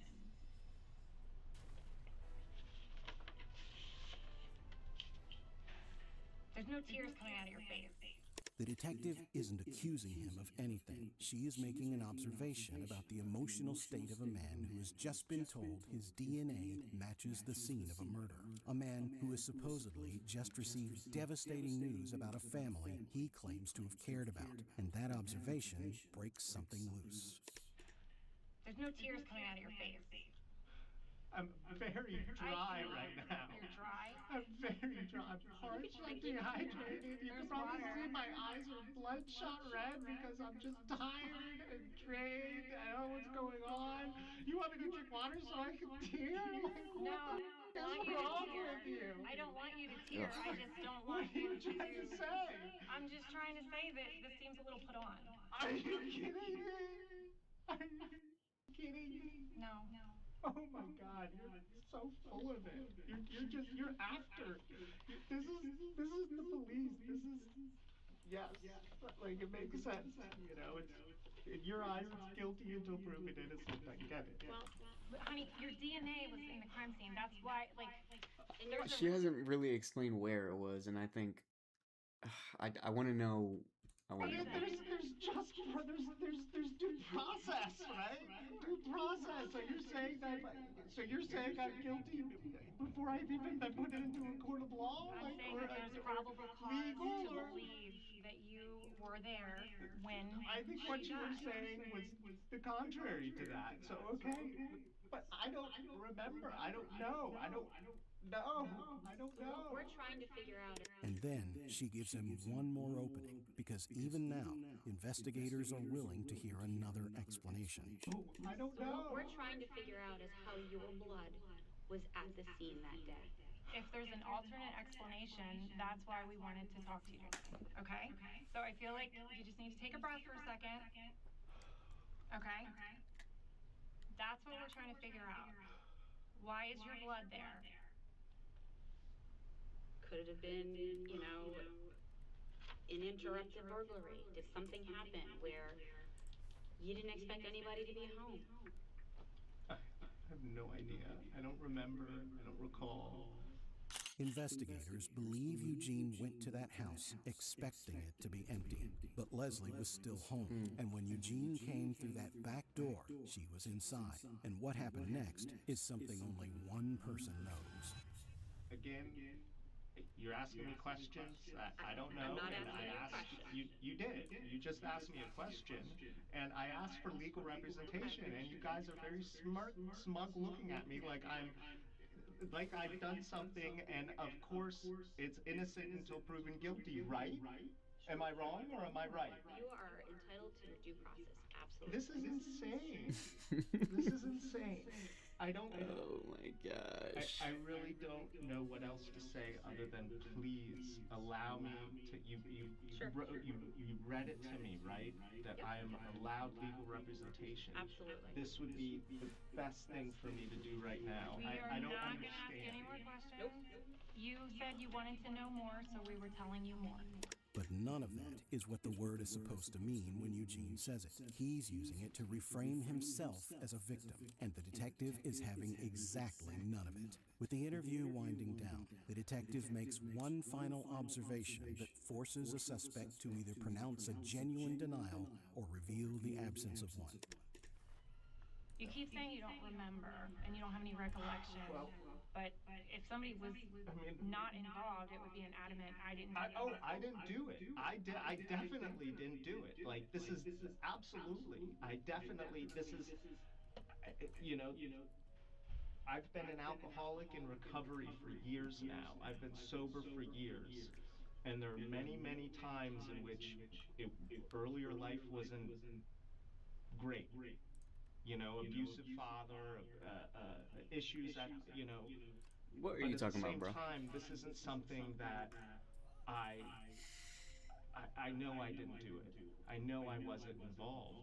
And I just don't understand how this has come to this. I really wish I knew. And I really wish I could give you some answers and give you more feedback from an honest perspective, because I just don't know. I just don't know. I don't know either. That's why we wanted to talk to you. Everything he offers explains why life was difficult, and nothing explains why his blood is inside a dead woman's home. The detective doesn't argue. She simply responds with the only honest thing left to say. I don't know why your blood is there. Also, I don't know.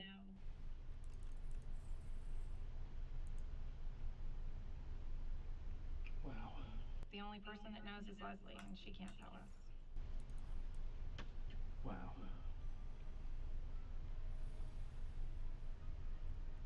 I can't believe it.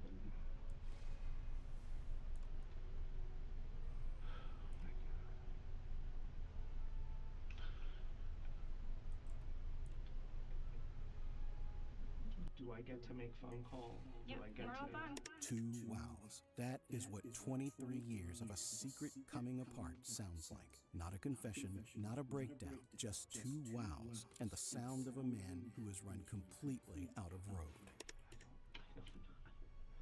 I don't know if something comes up. I mean, I'm flabbergasted.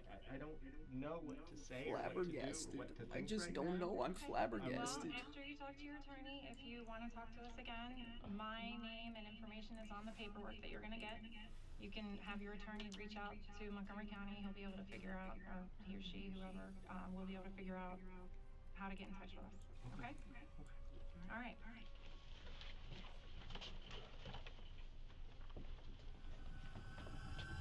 The interview ends. Eugene is escorted out, and the detectives who have spent 2 years working this case go home knowing exactly what they have.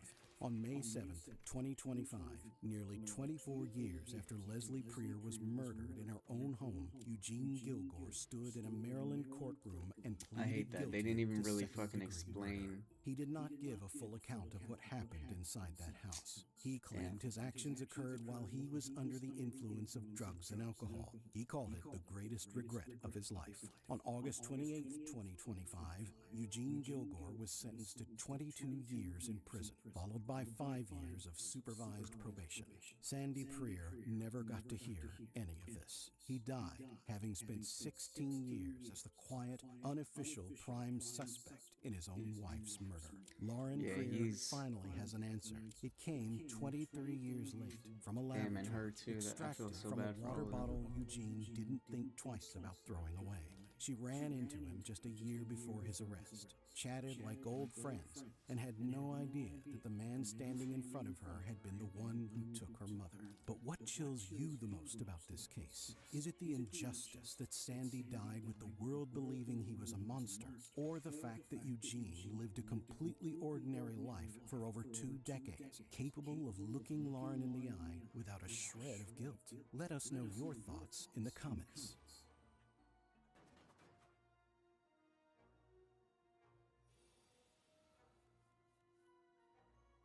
Trying to find the next one.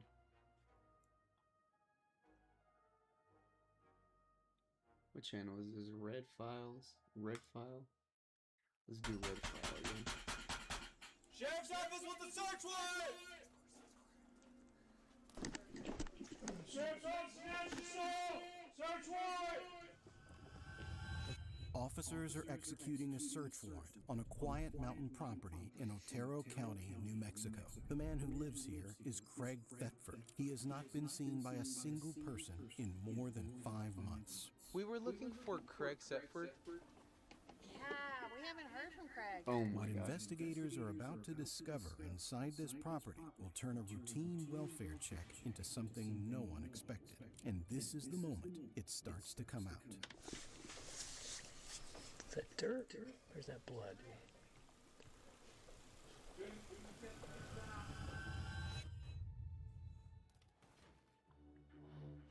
It is May 12th, 2025, Otero County, New Mexico. A welfare check has been requested for a man named Craig Thetford. His family has not been able to reach him for months. Deputies are dispatched to his property on a routine afternoon. Sheriff's Office.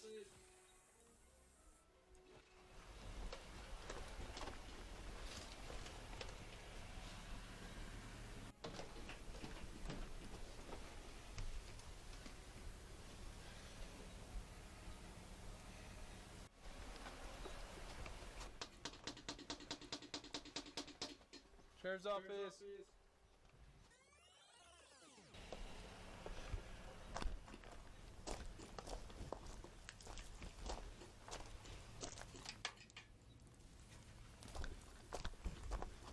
Doesn't look like there's anyone in there. Oh my God. Please, please don't fucking die right now. Can you see anything through the windows? Yeah, I got a pretty good look through the windows. Doesn't look like there's anyone in there. No lights on, nothing like that. Lived in or anything? Or? I mean, there's stuff in there. Craig Thetford is in his late 50s. He moved to this mountain community with his wife about 2 years earlier and settled in quickly. The kind of man his neighbors would describe as always around until he wasn't. Good, good. How are you, sir? Bro, you gotta be kidding me. Different Fuck. tour with the sheriff's office. By chance, have you seen your neighbors over? No, sir, I haven't. I've been really worried about him. No, sir, Okay. I haven't. Since January. So, is it like do they live here like part time or is it like full time kind of thing? Do you know? Well, he moved up here. They moved up here full time. Okay. Oh, this was back about 2 years ago, and we were real good friends and everything. Okay. And we were both in the fire department. Mhm. And then come January, there was just no contact. No contact at all. Come January. His name's Craig Thetford, and his wife's name's Dina Thetford. Okay. Cause yeah, I got him. I was on the fire department there for about 5.5 years. And when he moved up here, I talked him into it. Okay. And I mean, we were real good friends and everything. Yeah. And then over here, we got him on the fire department. Gotcha. Okay. So about like how often would you say you guys usually talk or? Oh, he know? talked all the time. Like, was it like phone calls, messages, or just like in person? He do all this driveway. Oh, okay. Do this roof. Okay. Okay, so you guys would hang out. Yeah, stuff we like were real that. good friends. Gotcha. And you said since January you haven't seen anybody, heard from him, or anything like that? Yeah, January, I got sick, he got sick, and a couple of other people on the fire department got sick. Okay. And then it was after that, it just disappeared. Okay. I didn't know if he got sick and passed away, or I didn't know what happened. Okay. Because I ain't been able to talk to him or nothing. The neighbor had been helping Craig plan a drywall project. He had Craig's number in his phone, and Craig had his. And then early winter came. None of those plans ever happened. That number never rang through. Hi, can I help you? Yes, ma'am. How are you? I'm Dr. with the Sheriff's Office. We were looking for Craig Thetford. Yeah, we haven't heard from Craig. Okay. We're buying the house from him. Okay. He was in Breckenridge taking care of his mom. In Breckenridge? Yeah. Okay. And trying to get a hold of him because we're paying money every month, and he was doing a spreadsheet for us, and yeah. So you guys are buying the property over here next door? We're buying this one. This one, okay, Yes. gotcha, okay. How long has it been since you have spoken to him or seen him? It's been since January. Since about January? Yeah. Damn. Okay. His wife Dina Wait, is I my don't know friend. when it is. She's in and out from the house But down there. damn. Okay. She hasn't really talked to him either, which is weird. Have you talked to Dina lately? Yeah? Yeah. And have you asked her anything about like Craig, how he's doing or anything like that? From what she's telling me, she's not talking to him either. She's not, oh, okay. Yeah. So are they like not together right now? I think they're splitting up. Gotcha, okay. Okay. That's what's happening. And when was the last time you saw Dina here in the area? It's probably been about 3 weeks now. About 3 weeks? Gotcha. She's supposed to Okay. be coming to town this week, though. Okay. Has she mentioned anything about like, you know, their separation or anything like that to you? She did mention that she was probably going to file. Okay. Hi, you are currently being recorded. Yeah. Gotcha. About how long ago was that? Side note, I hate when I'm walking down the street and somebody's like, Alexa says that to me. Probably a month or 2 ago, 2 months ago. A month or two ago. Yeah, she had Okay. made that decision. Gotcha. Is everything okay? Yeah, so pretty much the reason we're here is we're here because some of Craig's friends were worried about him because they haven't heard from him in a while. So that's why we came out here to try to see if he was here, just make sure that he's okay. Obviously, as you already know, there hasn't been anybody staying in the house for a while. So we're just kind of trying to piece everything together. Just want to make sure that he's okay. Yeah, no kidding. From what we heard, I mean, what Dina had said, that he was going to Breckenridge because his mom, he needed to take care of his mom. Okay. And that's where we thought. And they were going to move there for like 6 months while he took care of his mom. And then he ended up moving back in the house he was in. Well, now I'm going to be worried. I've sent him messages on Facebook. I've sent him messages to his phone. I've sent him messages, No reply yet? yeah, email. Okay. The people next door are buying Craig's house from him. They've been paying money every month, and they have not spoken to or heard from him since the beginning of the year. His own wife, they say, has told them the same thing. She hasn't really talked to him either. Sheriff's office! Now they're getting a little antsy. Screaming and shit. Sheriff's office! I wonder if this is the wife's house. Sheriff's office with the search warrant! Yeah. They're definitely at the wife's house now. Is there a code spot? Let me check these other doors. No. This one's already been worked. It's already been what? Huh. Well, easy entry if we need. Easier entry if we need.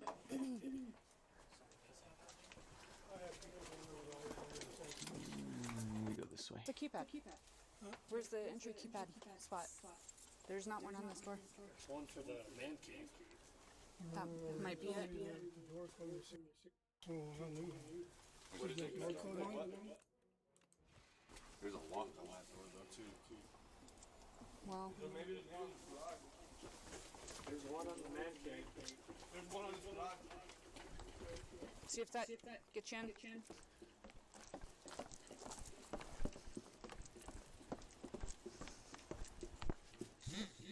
Garage opening.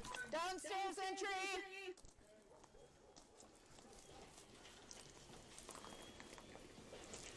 Through the garage! Damn, I'm getting hit.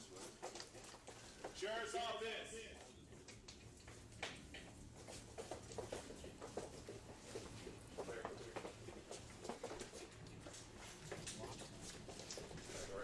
Locked. Stairs there. Locked. Two doors to the left. Two doors. Stairs. Got stairs. That's it. You got stairs? You want? So there's another door on the other side. You want to check that door and I'll go stairs.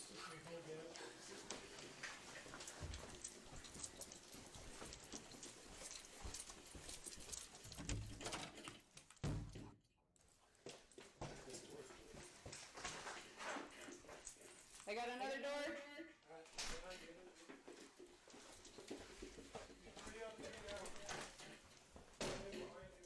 I got another door. Oh, okay, go to the stairs. Call clear. I heard you check the bedroom here and the bathroom and the closet. The house is empty in a way that does not feel like anyone left on a trip. Craig's personal items are still here. His belongings are in place. And somewhere between that cleared room and the carport outside, a secret is hidden. Something no welfare check was supposed to find.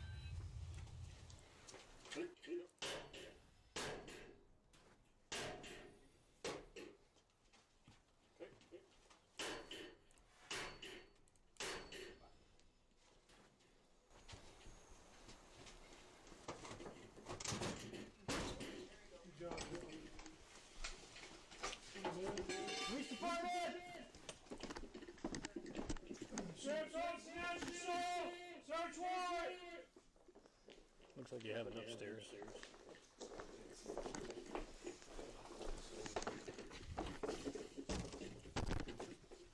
Small room, got a door. Bang. Small room coming out.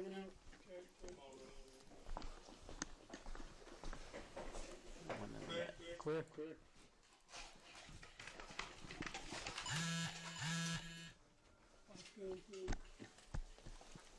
So I'm looking to see if there's any cameras over there to see.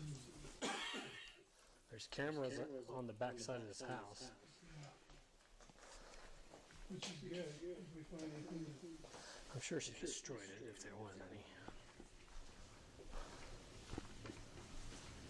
Yeah. You can take that.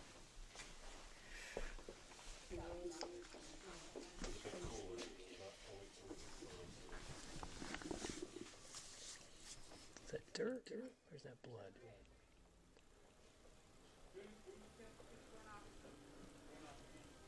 Deputies find the welfare check and return to the station. Craig Thetford is not the kind of man who simply disappears. His grandchildren are waiting for a phone call, and there's a question following every deputy who leaves that property. Where is he? And why does everyone around him have a different answer? Prior to this welfare check, officers had already been to the property and spoken with Deanna Thetford in person. She has shown them 2 safes. She told them Craig had taken approximately $1.5 million in cash with him when he walked out. That, she said, was the money she was asking for in the divorce. What investigators found when they accessed those safes was $84,200, a fraction of what she claimed Craig had taken. Either someone had been moving that money out, or the number was never real. Over the course of the following days, investigators kept reaching out to Deanna Thetford, and each time she offered them something slightly different. Hi, I missed a phone call. Yes, ma'am. How are you? This is Deputy calling from the Terrell County Sheriff's Office. I was calling in reference to your husband, Craig. It seems that he hasn't been in contact with a lot of his family and some of his friends. Right, yeah. We have been separated, and I recently filed for divorce. He's involved with someone else, and currently he's in Mexico. When was the last time you saw him or spoke to him? Before he left. Would you have an estimate, like, was it like 1 week, 2 weeks? First of the month? First of the month. And you saw him in person, correct? Yes, Okay. he packing, yes. Where was this at? Was this at your residence on Heatherwood? Yes, he has moved out. And where are you currently staying at? I'm at my mom's in Texas, Seymour, Texas. Yeah. Well, I guess let me ask you, are you gonna permanently be staying at Seymour, Texas? No? Okay. Until I see what happens in divorce, I'm gonna ask for the property. Okay. I mean, I don't think he's missing. However, the people on that mountain tell a completely different story. On New Year's Eve 2024, Craig Thetford was sitting at a table playing cards with his neighbor and his wife. They stayed until 1:30 in the morning. That was the last time any of his friends or fire department colleagues saw him in person. 3 days later, a phone call came in that none of them could make sense of at the time. Allie is a member of volunteer fire department. She and her husband Bill had known Craig for years. On the morning of January 4th, 2025, she received a call from Deanna, and within seconds, Allie understood something was wrong. Else you can think of right now? Just that phone call. That phone call was, and that's in here. That's the copy of that.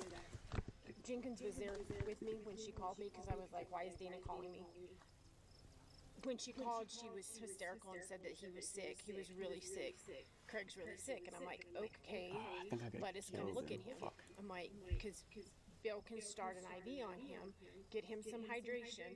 Need be, we can take him down to the emergency room.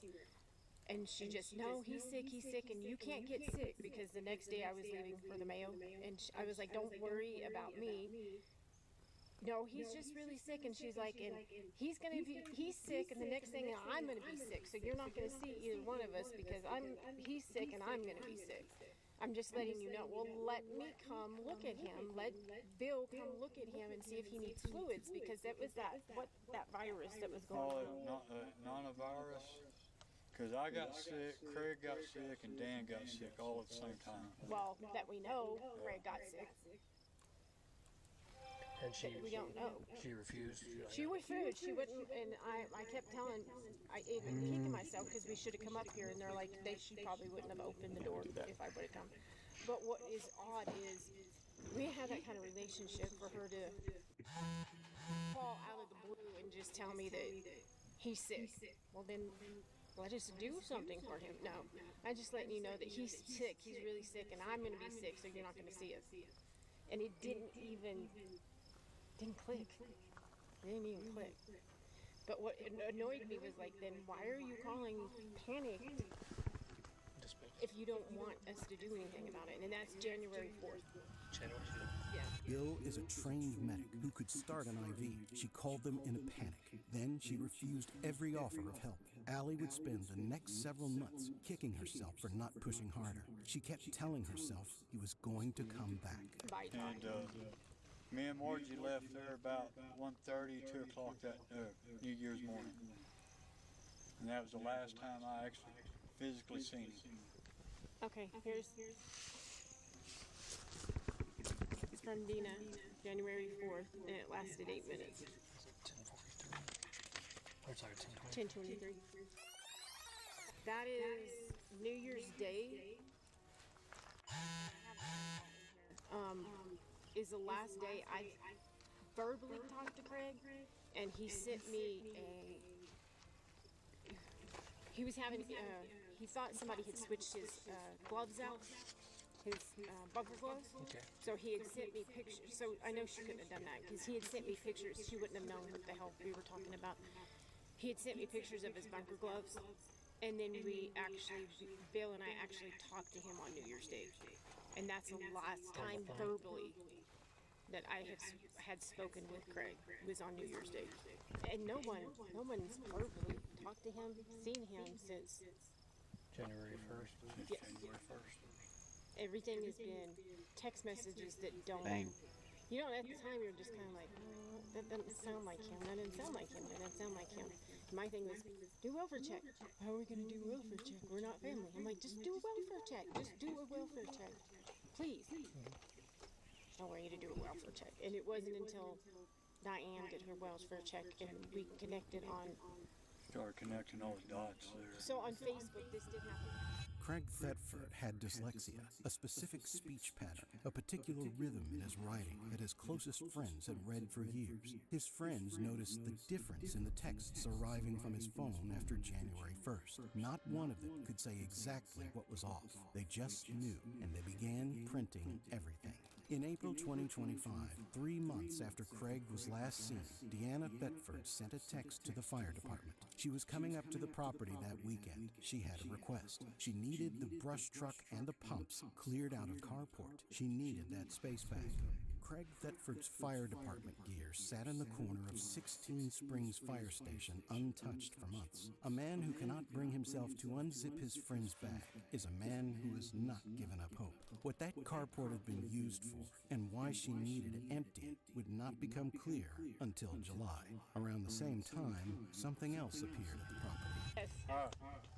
Dana came over here. This was back in March or April, and she stopped here and was telling me the story about how they were helping her. His mom was a pain in the and all this, and she said that she's going to get Josh over here, get some of the football players from the school to help load the moving truck. Well, she never got a hold of Josh, but I did. I noticed this big truck. I mean, it wasn't just a regular small moving van. It was a huge truck. Because I saw it coming up here. I'm like, how in the hell are they going to get turned around up in there? And they wasn't there 45 minutes. Not enough time to load up a moving truck. And it was plain white, no markings on it. It looked like one of the biggest U-Haul truck they've got. What it looked like. But it was completely white, no markings. As investigators begin comparing notes, something emerges. The people around Craig Thetford have each been given a different explanation for his absence, and when those explanations are laid side by side, not one of them matches another. She was telling all of us that he was up there in Texas taking care of his mom. She was telling all of his family up there in Texas that he ran off, which he ain't got the search. He ain't got the search for that. Cause I just barely got him on the fire department. It's been 23. He came on in the end of 23, and so he doesn't have the. Because I was like, that's nonsense. That's not what that's not true. When we started putting together, that's not true. That's not true. Well, and we're like, no, that's not right. We started going back through the text, going. And then whenever Roger came up and interviewed Dina, she told Roger he took off to Mexico on a fishing trip. So I mean, there was all these different lies. Yeah.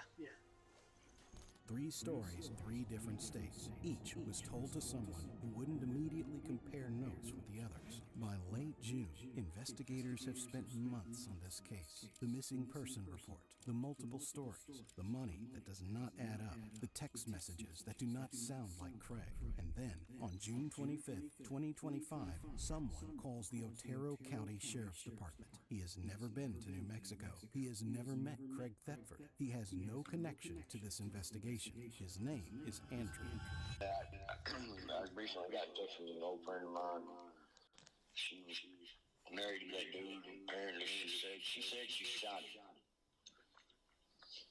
Okay. I have a conscience, and I couldn't just not say nothing. I mean, I'd really not be involved, but I kind of guess I am, and that's all I know. Like, I live here in Texas.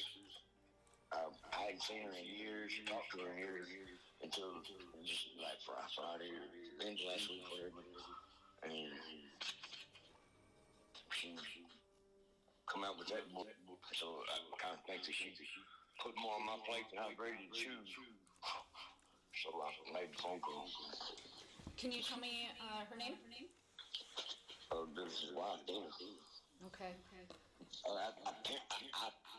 I'm not real all high tech and all, and I believe what people tell me. So that I don't know if she's really married to him or not, but that's what I know. Can you tell me how the conversation went? You said that you guys had just recently connected, hadn't talked to her in years, and Right. And how did this all come about?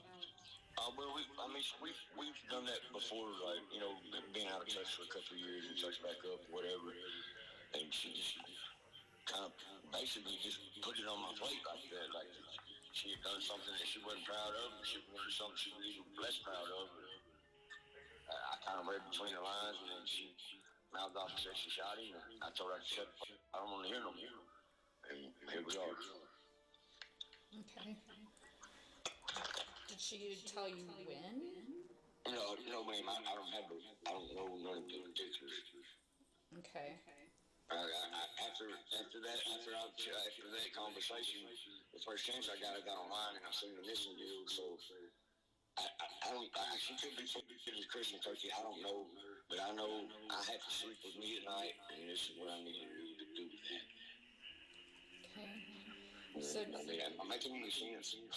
Yeah, no, it's good. You should definitely, if somebody comes with you with information like that, then absolutely report it. So you said that you used to be married to her? No. I've never been married to her. No, I used to work with her a long time ago. We've just been friends over the years for a long time. And you know, when you lose touch with somebody and you regroup, rehook back up with them, you learn things about them that you didn't know. Here we go. So she says, there's a 100% possibility she could just be trying to gain some kind of sympathy from me, or like I said, I have no clue. I hadn't talked to her in years, and it just popped on me out of the blue. Well, gaining sympathy from you would be like, hey, somebody shot my husband, not I shot my husband. You know what I mean? I mean, I don't know how that works in her mind, but that's how we got it right here. I mean, I couldn't just sit on that. I got a family. I have a son. You know, I just think it's not right to hold back. Like I said, I don't know anything's going on, but if there was a chance, he needs to be back with his people. You know what I mean? Yeah. All right. He is not the only person she told. That is the pattern investigators recognize. Someone who has been carrying a secret this size since January starts looking for places to put it down. An old friend in Texas with a story she probably thought would go nowhere. It did not. 5 days after Andrew's call, another tip arrives. This one comes from further down the family line. A relative overheard a conversation at a family gathering. She could not walk away from what she had heard. Oh, hi. Yes. I spoke to my cousin. So anyway, my cousin has some information regarding a missing person out there, and I believe they've talked to you about it already. So I don't have any additional information, but I just had wanted to make sure that y'all had gotten the information. Okay. Who is your cousin? My cousin, but it was his wife, and it was regarding her mother, Deanna Thetford, about Craig Thetford. Okay. Can you tell me what you know? Because I know that there's been a couple of people who have called, and I just want to make sure that this information hasn't gone overlooked. Yeah, I mean, I just overheard a conversation. We were just having a get together with family, so she's like sort of related to me, married my cousin, and she was talking about how her mom came to town in like March. It looks like he's been missing since January. I didn't know he was missing until this weekend, but I didn't really know him or her very well. I'd only met the other Deanna Thetford one. Make your browser fast. Make your browser safe. Hold up. Make your browser Chrome. Choose Google Chrome for your computer. Her mom kind of moved back and had money, which she'd never had before, and bought a house in Seymour, Texas. And she'd seen her a couple of times, and then the last time she saw her, she wanted her daughter to meet her at a hotel, and that's when she told her that she had shot her husband and buried him under the carport, or in the carport area. You said it's your cousin's wife, correct? Mm-hmm. And your cousin? Yeah, my concern was that when I looked up his name and everything, I mean, if you look on Facebook or anything, it's clear that his family all still thinks he's missing. They're posting actively an hour ago with the missing persons report, and so she had said that she had gone to the police, and I was like, did you call the police yourself, or did you call them? My understanding is that she had talked to somebody at your, in New Mexico. Okay.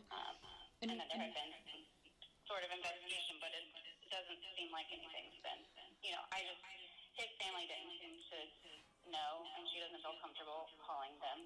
So. Sure, and that's completely understandable. That is why she needed the carport back in April.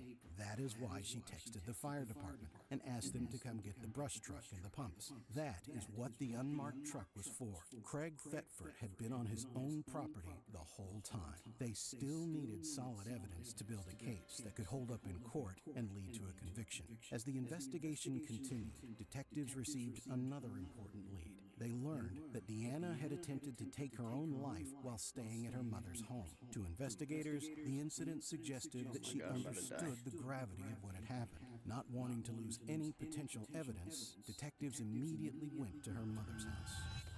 I knew she was real depressed. Didn't expect any of this. About how long has she been back here? She started coming back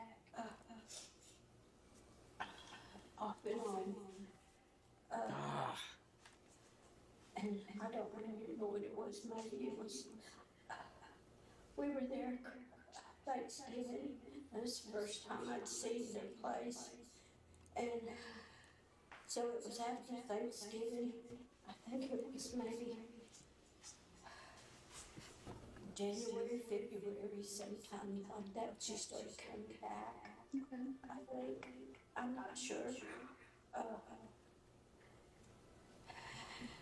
And Craig was supposed to go to a fireman's class somewhere.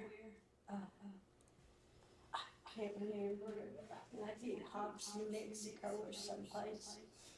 She told me that his little group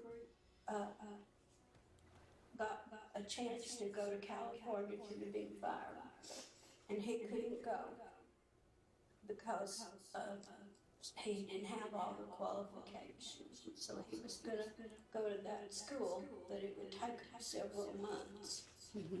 And so she was by herself, and she said, I realized how much I miss my family and my home.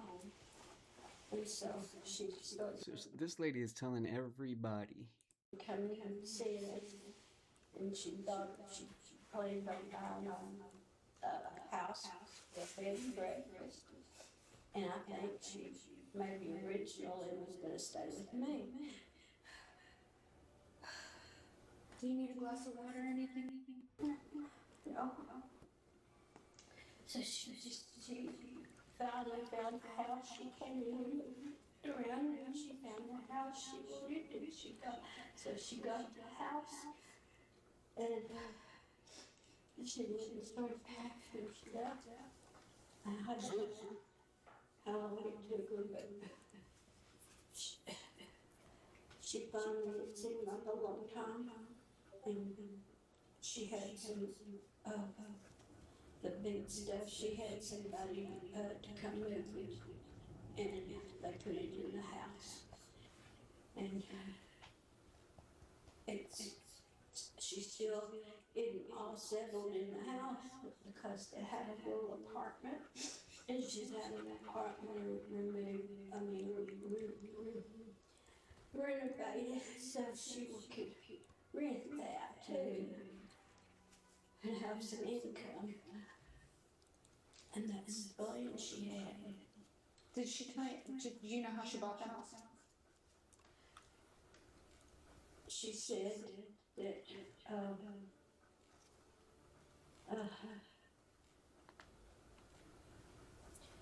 she said that Craig gave her that money to buy the house with.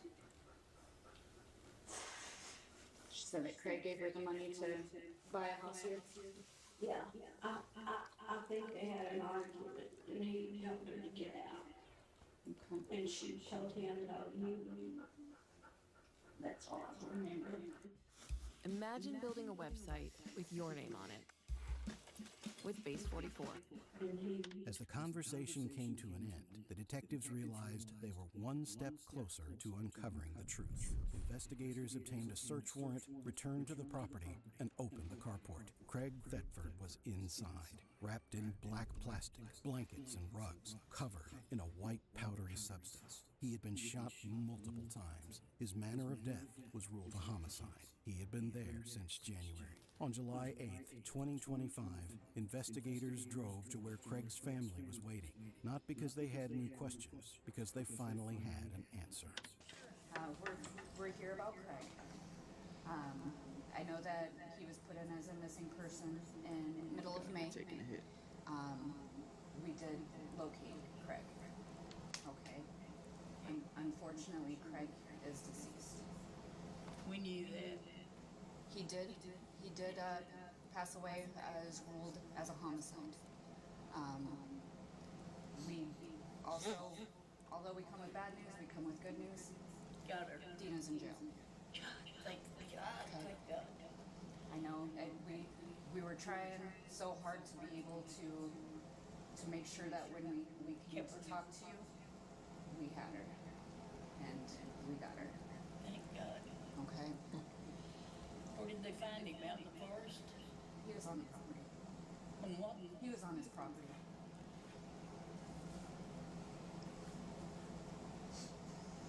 Oh, I forgot. We are still working on the investigation, so we cannot give you all of the information that we have, of course, but I will do my best to answer what questions we can for you. Can we tell people we found him and she's arrested? Yes. What are we not supposed to say? Just any details of the case. I pretty much, if anybody is going to be asking you guys a lot of questions or anything, Just say we can't say anything because the investigation's going. Yeah. I just want everybody to know they found him and that he didn't run off, which we knew better. Yes, and I know that people have been keeping their eye out and looking for him. Yeah. And I know that you've been reposting because part of my job as an investigator is to look at people's Facebook pages. So if I show up as a suggested friend, you understand why. But Did she admit to it? I haven't spoken with her yet about it. Now, will she go back to? She will be extradited back to New Mexico at some She point. has to go back to New Mexico to answer for the charges. Because Will the she charges get out are on from bail? New Mexico. She has a no bail, no bond. Thank you. 6 months of waiting. 6 months of missing person reports, of unanswered calls, of keeping fire gear untouched in a corner of a station on the mountain. The answer was on the property where Craig had lived, right there the entire time. On July 9th, 2025, investigators sat down with Deanna Thetford in an interview room in Texas. The district attorney's office out of New Mexico. Sorry. I'm Detective with the Otero County Sheriff's Office.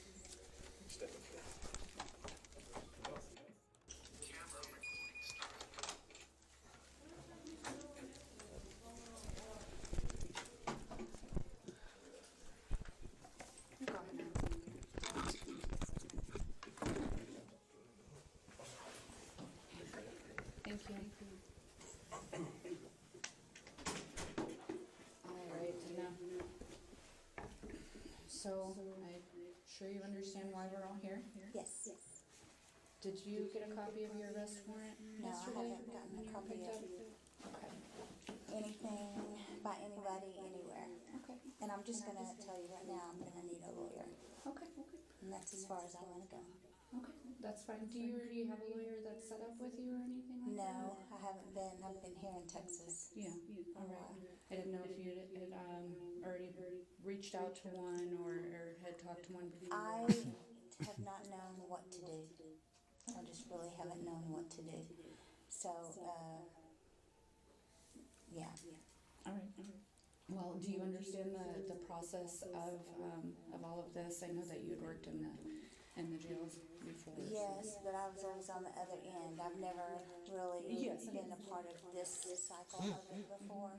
So, I really don't know from one day to the next where I'm going to be, if we're leaving today or what we're going. Yeah, they'll notify that, but you will be transported back to Otero County. Yes. So, once that happens, if you make arrangements and start to make arrangements to get an attorney while you're here, or if you wait to do it out there, either way, I'll make sure that you have my card. Okay. And if you end up losing it somewhere along the way, then You can just let Otero County Jail know to reach out, and they'll get a hold of me, and Yeah, I can go. usually anything I have on me they take, so I usually don't. So, I guess I just thought I would get there and get the intake done or whatever, and then try to reach out to someone. Okay. This is my plan because I don't know any better any Okay. other way. I don't know anyone there. In New Mexico? Okay. Well, and either way, I'll give you my card, and then that way you'll have it, and I'm the only female detective for Otero County, so the jail will know. Oh, they'll know exactly. They'll be able to get a hold of me. Okay. Yes, so I can meet you out there with your attorney if you'd like, and then we can sit down and chat. Okay. Okay. Do you have anything else? Nope, nothing else. Okay. Thank you. You're welcome.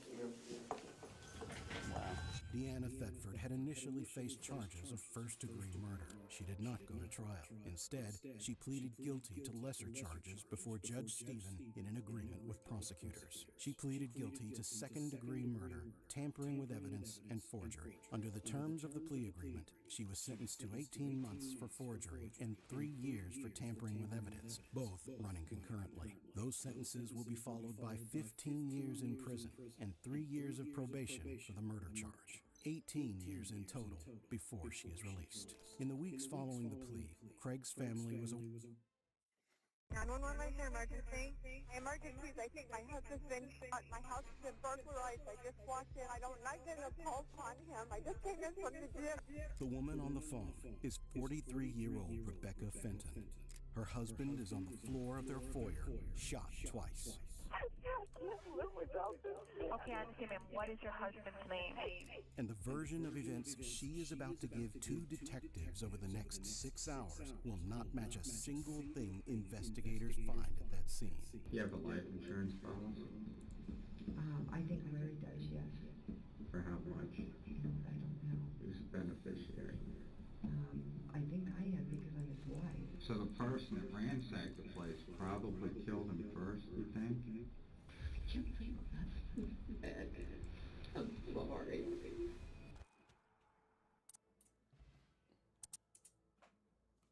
It is a routine Sunday afternoon in Clearwater, Florida, February 3rd, 2008, when the Clearwater Police Department receives a call logged simply as a possible domestic emergency.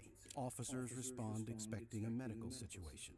What they walk into is a crime scene that has been designed to look like something it's not. Okay, what is the address there, ma'am? Okay, I want you to stay on the line for the police department. I'll need to speak to them first. Should I take my car? Stay on the phone.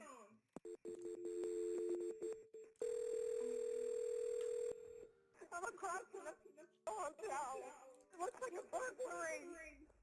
My God. Help. Hello. Hello. Oh my God. Clearwater Police, Mayor.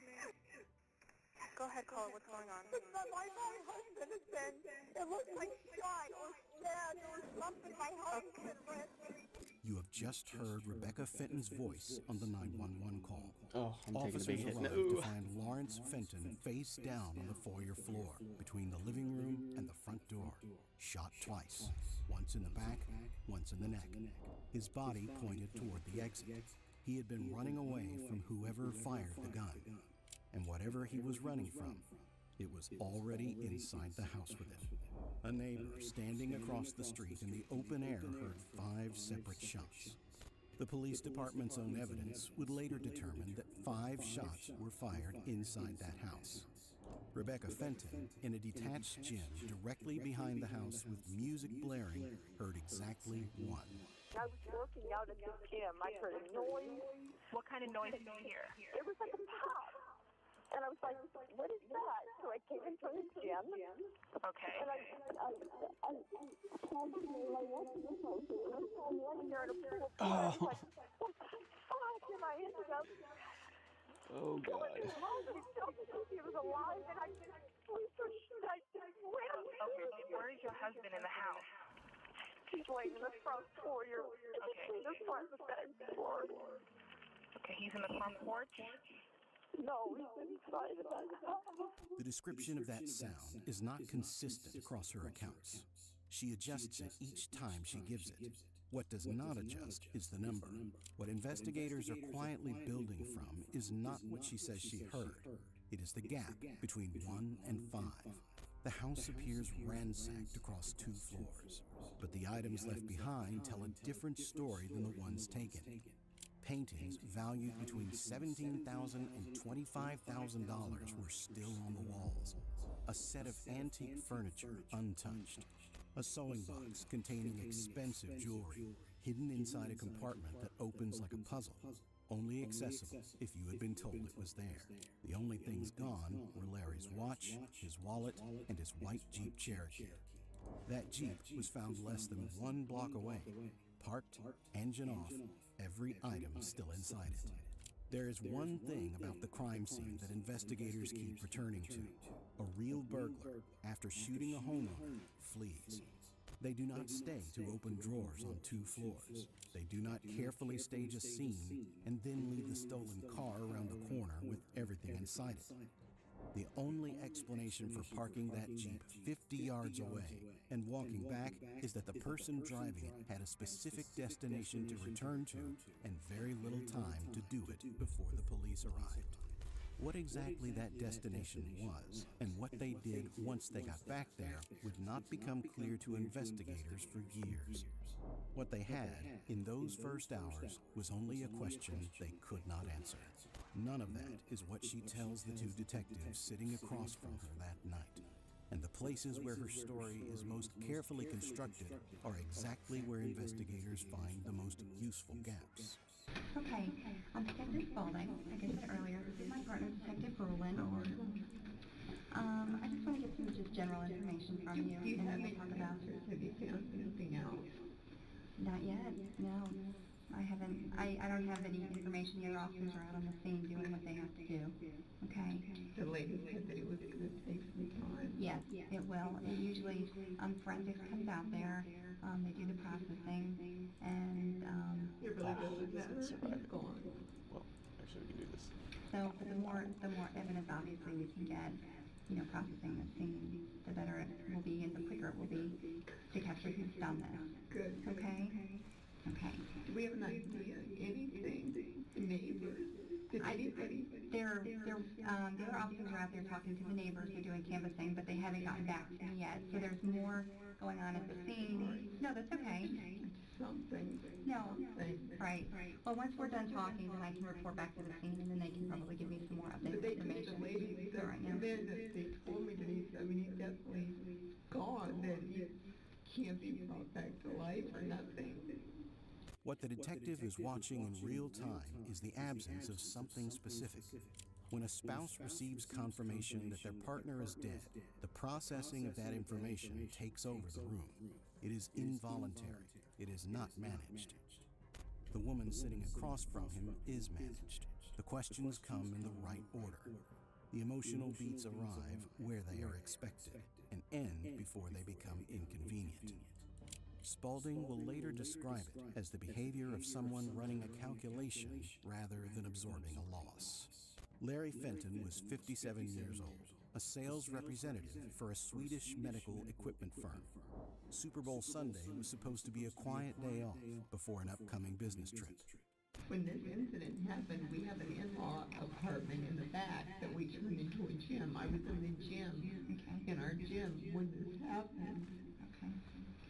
Tell me about today, when you guys first got up. Anything unusual or strange happen in the morning? First of all, what time did you guys get up? I had to get up a little bit earlier than usual because I was taking a girl that See, you could tell. I am in the program. I hate You can tell immediately when they start talking like that. to break my anonymity, but it has a lot to do with my life. And one of the girls that I sponsor is in the PAR program. I had to pick her up to take her to a morning meeting that started at 9:45. Okay. And that meeting, probably 200 people saw us there. Larry had told me before his trip that he didn't want to do anything. He was going to go to the gym, come home, do a little bit of work on his laptop, and then he was going to watch golf. Something about Tiger Woods playing in Dubai, and then of course try to take a nap.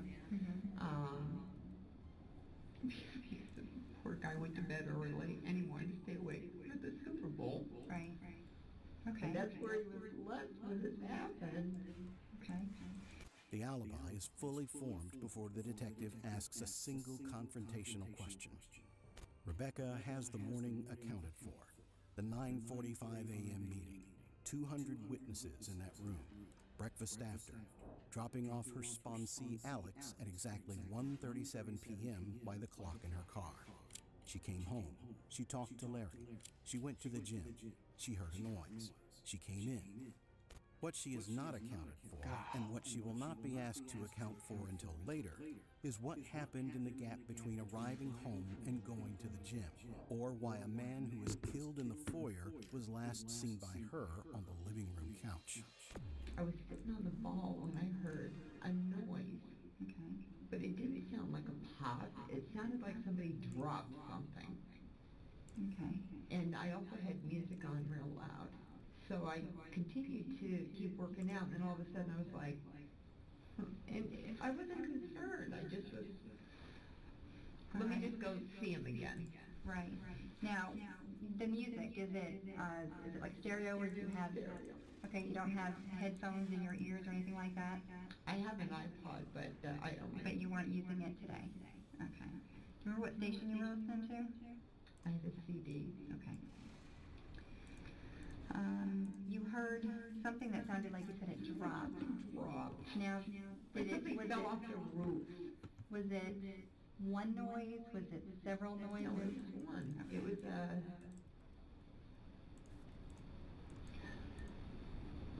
it sounded like something fell off the roof. Okay. And I kept on doing my sit-ups. And then I realized, I was like, yeah, let me go check on him. But it wasn't because of the noise. I just, periodically, we just check on each other. Okay. From the gym, what route did you take? Walked into the back door. Okay. My husband was laying in the foyer. There was blood everywhere. He was laying face down. Is the back door open or shut? Do you mean open, not locked? Open, standing open? No, it was shut, but it was not locked. Is the front door locked? The front door was not locked unless he got it to lock it, which I doubt, because I walked out the front door to go out to my car and grab some Where and When and some pamphlets on some sponsorship for AA earlier. And Larry wouldn't get up and lock the front door. He'll do all that at night. Do you guys normally leave your doors open, unlocked? Not the front door, no. Okay. The front door is set up so that when you, I feel like I can't think. I feel like my mind's gone inside of my head. That's okay. I haven't wrapped Right. Well, my mind around the fact that it's a huge shock. our front door is set up so that you lock it only from the inside. Okay. And if I Is pull it it visible from the inside, or is the lock in the door? Or both? I'm not sure what you're asking me. I know that from the inside it's twist. There's a twist lock. Okay. There's not a key. If I shut the door, there's not a key for me to lock it. Okay. So it has to be locked from the inside. Okay. I'm the one that will go out the front door. Larry will during the week to get the mail. But he always walks it behind him. When I come back in, I always walk it behind me. If I go for a walk on the trail, I'll go out the front door. He'll leave the door open so that I can get back in it. But we almost always go through. We have a 7-foot fence around our property. We always go through the side, through the lanai, and through the back door. We will lock the back door if neither one of us is home. If I'm gone doing service work and he has to go up to Lowe's, then he'll lock the door. If he's not home, then I'll lock the door. Okay. Other So than that, basically, you keep the back door unlocked when you guys are home and around, but you keep the front door locked. most of the time. Okay. What investigators cannot reconcile with any version of the burglary theory is what they find at the scene. She tells them she checked his pulse twice, but the forensic processing of that foyer shows the area around Larry's body completely undisturbed. No compression marks at the neck. No displacement consistent with a hand reaching down to check anything at the wrist. The fluid pooling beneath him had already begun to separate and settle by the time officers arrived. If she touched him in 2 different locations, that evidence would be there. It is not. And then you went upstairs? Yes, I did. What'd you go upstairs for?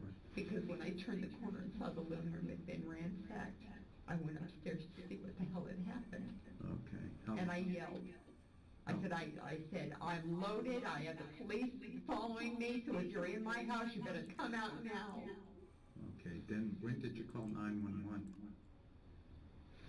I thought the house had been ransacked. I ran back down. I checked my husband again for a pulse. Did he have a pulse the first time? I couldn't tell. What about the second time? I didn't feel one, but I didn't know if I was feeling in the right place. Okay, I got out of the house. I went to my car, which was in the driveway. I opened up the door, and I called you guys. Okay. And then I got out of my car, and I was hysterical, and I just started pacing the driveway. I was like, somebody's got to get here now. If he's still alive, maybe you can help him. Trying to remember what else I said. What did they tell you on the phone? Try to calm down. What is your name? Help is on the way. Was he shot or was he stabbed? I told him that I didn't know. I couldn't tell. I just kept, I don't know that I was screaming. I just kept saying. You just, when you checked him, you just checked his pulse? His eyes were open. I checked here. Was he face up or face down? He was face down. Face down? Blood all around him. How was his head? Was his head down or to the His side? head was to the side and his eyes were open, and that's what made me think that maybe he was alive, and if I could get an ambulance out there fast enough, maybe we could save his life. Okay. So you checked his pulse? Did you? I checked his neck. When I came back down the stairs, I checked his arm. And then I thought it was a good idea if I got out of the house to just call the police. Okay. You didn't try CPR, didn't try to revive him? No, I didn't. I didn't think it was a good idea to touch anything. What did you think happened? I wanted to know if my husband was still alive. Okay. Let me just make sure I understand you right. You came in the back door, your husband's laying there. You went to him first. Yes. Okay. Screamed. Okay. Where's the nearest phone to your husband at that time? The nearest phone to my husband would have been in the living room, but our living room phone, the buttons haven't been working recently. Okay. So my cell phone is sitting in my car. I would have had to have gone upstairs and either used his business line or used the landline that's upstairs. When I went upstairs, it wasn't to use the phone. It was to see what the hell had happened and if anybody else was still in my house. When I saw my husband's office and I saw my room had been ransacked, I ran back downstairs. I checked Larry again. Okay. Was anything ransacked on the first floor?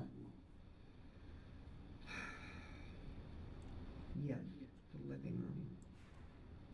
The living room was ransacked. The drawers had been pulled out. All of my self-help books had been pulled out.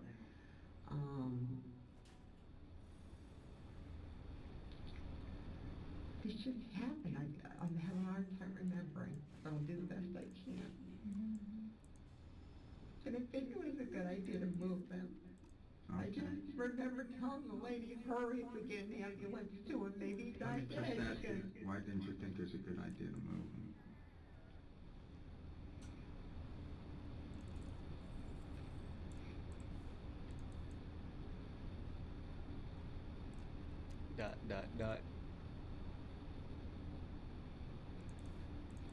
I just think that blood, I couldn't fathom the fact of what had happened. I couldn't. What did you think happened?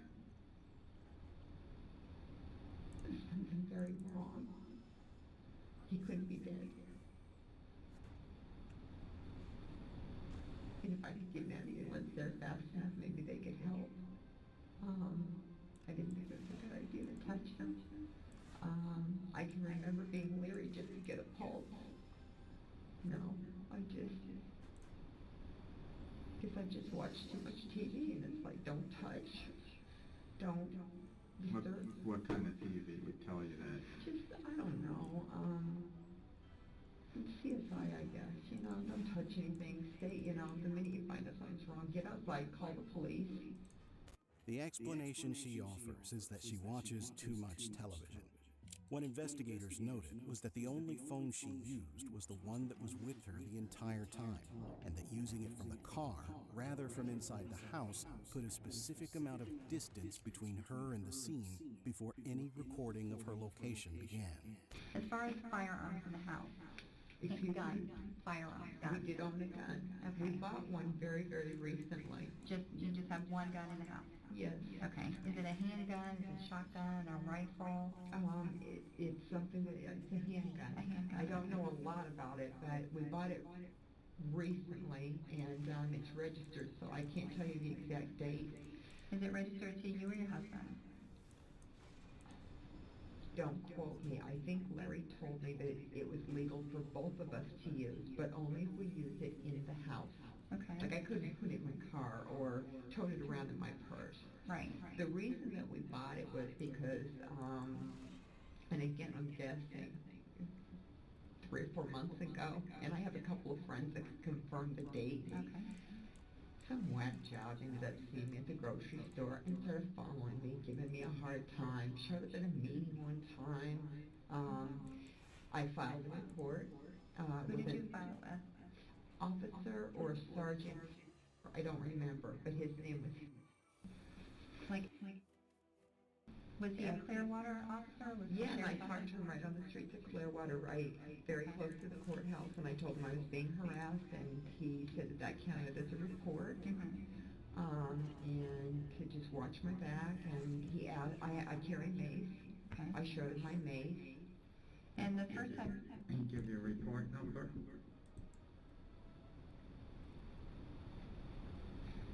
No, I'm trying to remember if he gave me a card, though. Did he take a report? He didn't, we stood talking on the street, because I asked him, I parked my car by the courthouse to go talk to the police about this guy that was continuously bothering me. And he stopped by as I parked my car, and I was like, can you tell me how to get to the police station?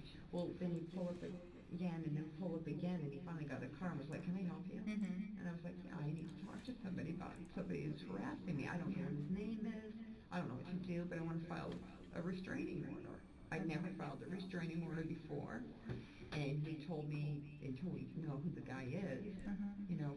Tell me a little bit about this guy. You said the first time you noticed him was in the grocery store? Which grocery store? On Gulf Bay. Okay. Okay, and this was about 3 or 4 months ago, do you believe this when it happened? He wore Oakley sunglasses. Okay.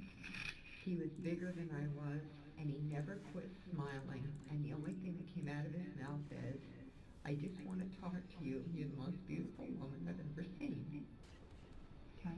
And it started with, I was taking groceries from his cart and putting them into my car. I turn around and there he is, handing me my groceries.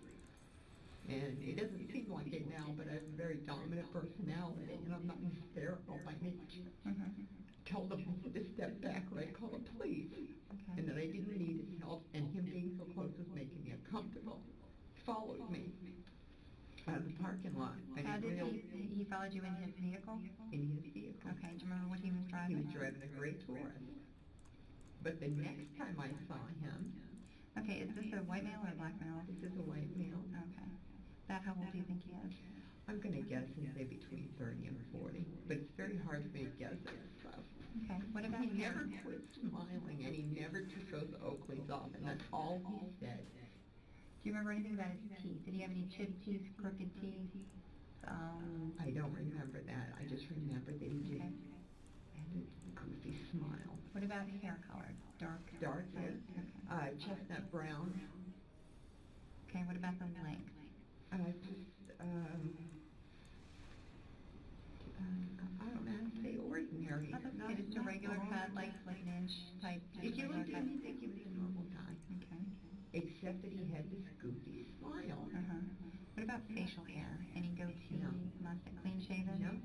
shaven, Oakley sunglasses. Did you all- notice any tattoos on him anywhere? No. Was he wearing, what kind of clothes was he wearing? The first time that I saw him, he was wearing a white, dark, like a cobalt, not a cobalt, more of a cornflower blue, Cornflower Ralph Lauren blue. sort of shirt. It's always those Okay. people I wearing can't guarantee- cornflower blue.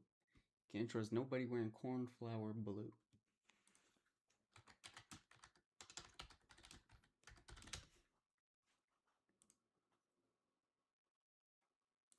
It was a Ralph Lauren, but that type of a shirt. Like a polo shirt or what? More Oh, yeah, like a t-shirt? polo. Okay. And jeans and tennis shoes. All right. So that's when he first. That guy had something to do with this? We haven't had any problems with him. I haven't seen him in... I don't know. Basically, we're just gathering information and trying to find out, you know? And this is all information that I need to get from you. All right, so that was 3 or 4 months ago. He followed you in his car. You thought it was a gray Taurus. Did he follow you all the way out of the parking lot? I didn't realize that he was following me until I'd gotten on off the bay. Okay. There is no police report. Investigators check. Officer Fowler has no record of the conversation Rebecca describes on the sidewalk near the Clearwater courthouse. The verbal report she says was logged into his radio does not appear in any system. The stalker cannot be identified. Why would she lie about What that? the story does accomplish, whether it was designed to or not, is this. It explains the gun's presence in the house without making either of them sound like the kind of people who simply decided to get armed. It introduces an external threat with a face. Did you remember at all handling this gun at all? Okay, so you never put your hands on the gun? Oh, I did when he showed it to me, yes. Okay. Yeah. So, but it was safe. I remember like picking it up like this, and I was like, I don't know, Mayor, we haven't seen this guy. And he's like, it's there if we need it. 99.9 chance you're not going to need it. We've never had a problem. Okay. My husband's traveled so frequently, over 144 lives a year. We've never needed any protection. Nobody's ever given me a hard time. We live in this town. We live in what I consider a safe neighborhood, and our house runs right along the trail, very close to Myrtle, which can be considered a bad area for drugs. We've never had any problems. Never. Okay. So you picked up the gun before, but just by like He brought it home and he showed it to me, and I was just kind of like, I was like, you know, we haven't seen this guy in a while. And he was like, I'm gonna take you down the gun range. I'm gonna show you how to shoot it, so you're perfectly comfortable with it. We don't see the nut ball again, then fine. When I'm out of town, if you ever need it, he said, but I will tell you this: it's only legal to use in the house. You can't go toting it around. Right.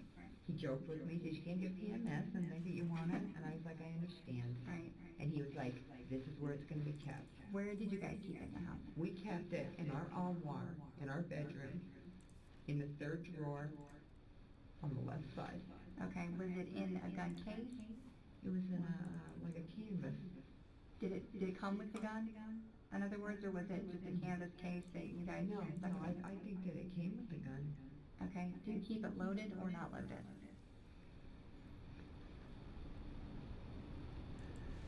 I don't know if it was or if it wasn't. I didn't pay attention. Okay, do you remember where he kept the bullet? I know the bullets weren't kept in the drawer because I do the laundry. And I put his laundry away. There was no bullets. Maybe out in the laundry room you would find it, or look in our garage. Maybe he kept ammunition there. So if you guys had an emergency, say the guy came into your house, would you know where to get the gun, how to load the gun, protect yourself with it? I did the best I could. I mean, I'd have to unzip that case. Larry told me if anybody ever came, I would be upstairs. Chances are, and he said, you know, hopefully you won't be down in the great room, you'll be upstairs. He said, if you can just undo the safety and just shoot, he goes, and I go, I don't want to hurt anybody.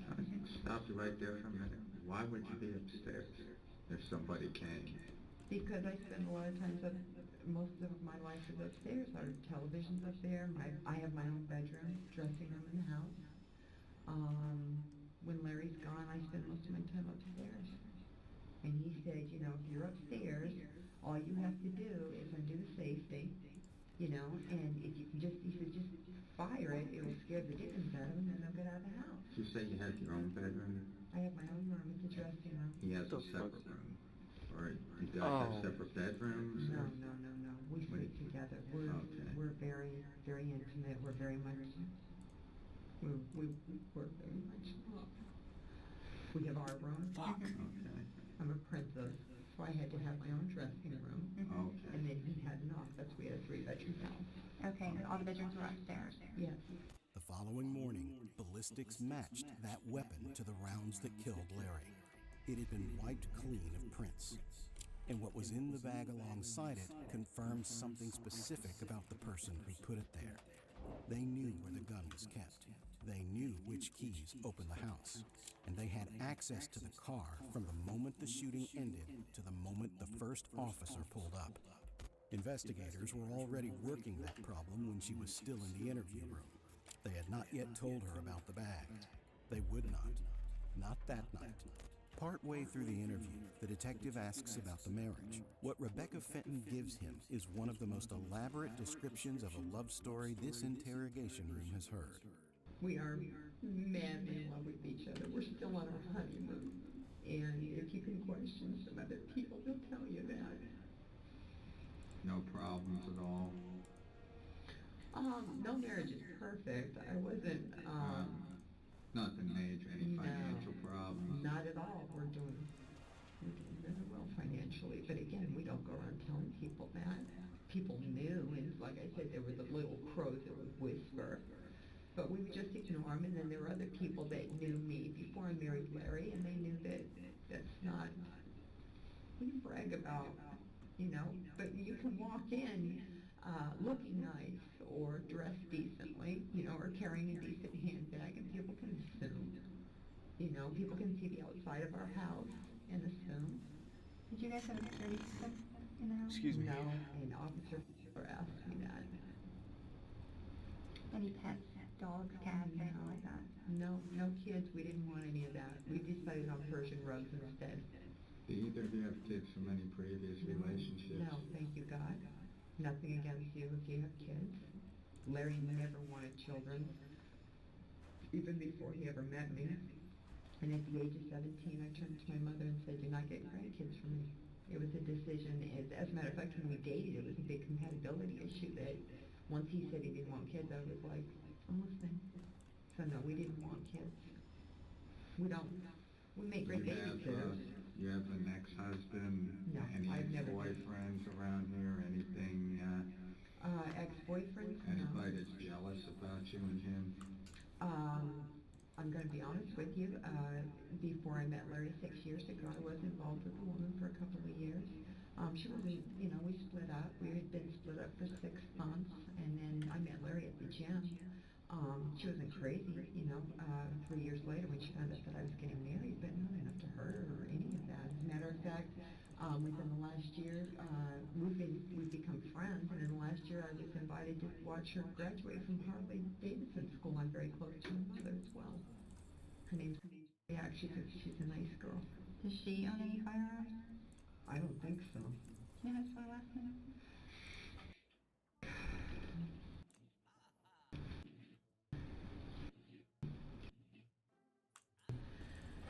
Do you remember her birthday?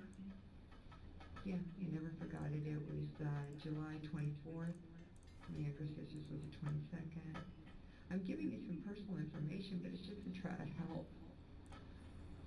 Do you know what year she was born? July 24th? Let me think how old Linda is. She's just a couple years older than I am. No, I'm going to say I'm 40. I'm going to say she's 42, maybe 43. Okay. It wouldn't be hard to find out. I'm friends with her and her mother. What's her mom's name? Her mother's name is...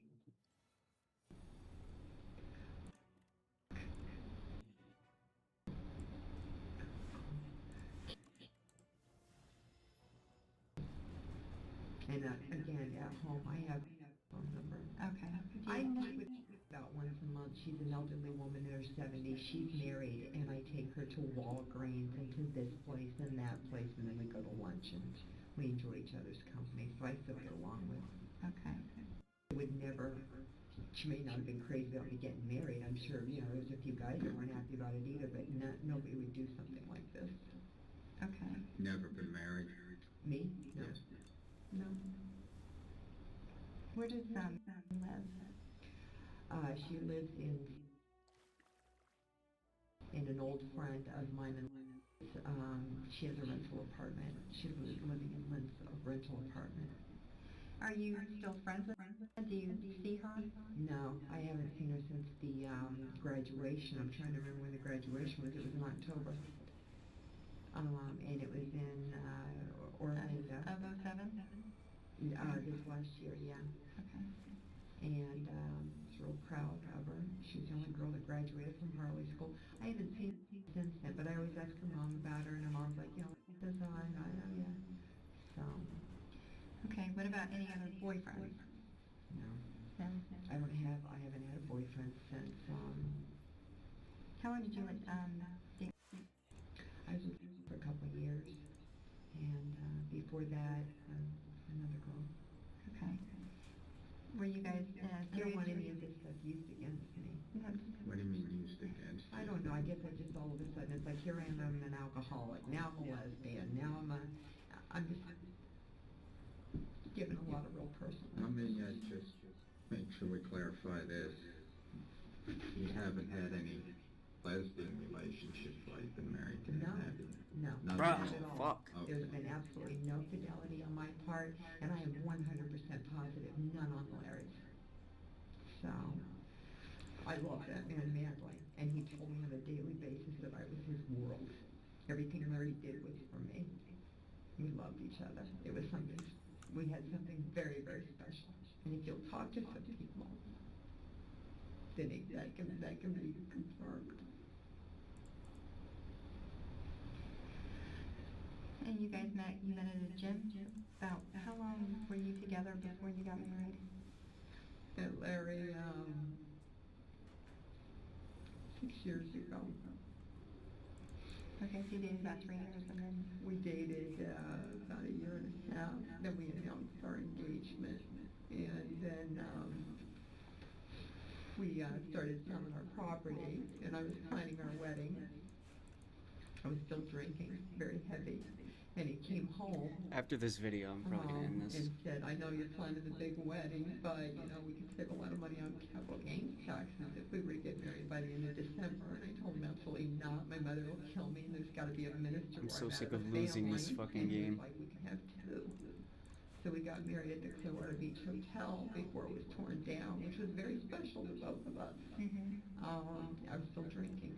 I drank at one wedding and was sober at the other one.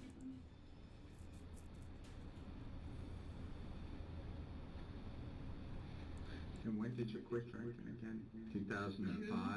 2017, 2005, I'll never forget it. As a matter of fact, my husband, somewhere in that house, has my 3-year medallion that he was going to present me with. And we were just talking about that the other day.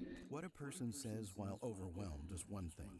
What a person says while performing overwhelm is something else. That sentence isn't resignation. It's a door closing before anyone has asked whether she did it. And a love story has a structural problem of its own. Every detail confirms a partnership with conflict. No enemies, no debt, no infidelity, no tension. The man she's describing had no reason to run toward his own front door. No reason to be afraid of anything inside his own house on a quiet Sunday afternoon. And yet the crime scene shows him face down in the foyer, body pointed toward the exit, running from something. For all its warmth, her account never explains what that something was. There is a detail inside that interview that does not surface in the crime scene evidence or in the ballistics report, but that investigators pull from the tape and file quietly. At one point, Rebecca mentions she received a call from a sponsee while she was in the gym. She took it on her cell phone. Did you get any phone calls during that time period you were home, or make any phone calls? Did I make any phone calls? No. I did get a phone call from a girl that I sponsor, and I told, as a matter of fact, I was in the gym when I got the call. Is there a phone in the gym, or she calls your cell She phone? called my cell phone. Okay. And I said to Gail, I said, is this important? Do you think you're going to drink? Are you having any problems? What are your thoughts and feelings? She goes, no, I'm just checking in with you. Okay. And I said, listen, I'm working out right now. And That's she the goes, same girl you were with earlier? no, this is a different Okay. one. I know this AA thing's confusing. I work with a lot of different girls. Anyway, I told Gail, I said, well, if it can wait, I said, I'm in the middle of a workout, and I said, if you give me about 20 minutes, I said, when I get inside, I'll get on landline, we'll talk. And she was like, yeah, it's nothing important. Okay. So this is just a quick conversation while you were in the gym? Yeah, it was like, you're going to drink? If you're not going to drink, and, you're not flipping off the walls and flipping in or whatever, and everything's okay, I do care, but let me finish my workout, and I'll give you a call. Right, okay. How do you know her? We're both in AA. Okay, yeah, she told us you're her Sponsor. How long have you been that? Almost 3 years. Okay. But I'm no longer her sponsor, but anyway, I'm the one that When did you quit being her sponsor? Probably about a couple of This guy, bald head man,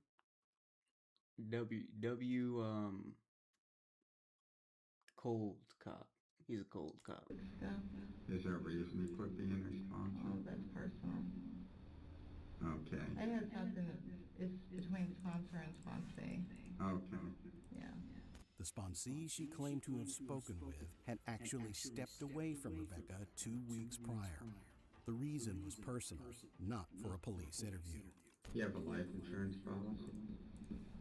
I think Larry does, yes. For how much? I don't know. Who's the beneficiary? I think I am because I'm his wife. You're not sure? It's on that chip. He told me if anything ever happened, to take that chip and give it either to Terry, or if Terry had died by then, give it to David Floyd. David could pop it in. He'd know exactly what to do. The insurance company confirmed a policy worth approximately $1 million, with Rebecca as the sole beneficiary. They also confirmed they would not be paying it. Too many open questions about the circumstances of death. What the insurance company did not know, and what investigators had already confirmed from the marriage documents, is that the prenuptial agreement in place made that policy the only financial outcome available to Rebecca from this marriage. Divorce triggered a complete forfeiture of Larry's assets. Death triggered the policy. Those were the two options. One of them just happened. We're just going to put you in your room, but we're going to ask that you don't wash your hands. Okay? Right. Because you understand we have to rule you out because you were there, right? The woman explained to me because I signed something and it said something about accused, and then it was she had to come in the bathroom with me, so I didn't wash my hands. So all of a sudden am I a suspect? And she very calmly explained this is the procedure and this is how it goes and this is why it goes like this. And see, we want to do this because we don't want somebody to say 3 months from now after we did nothing with you that you did it. You see what we're saying? I don't understand what you're saying. No. That's the purpose of us doing this, to eliminate you since you're at the house. Okay.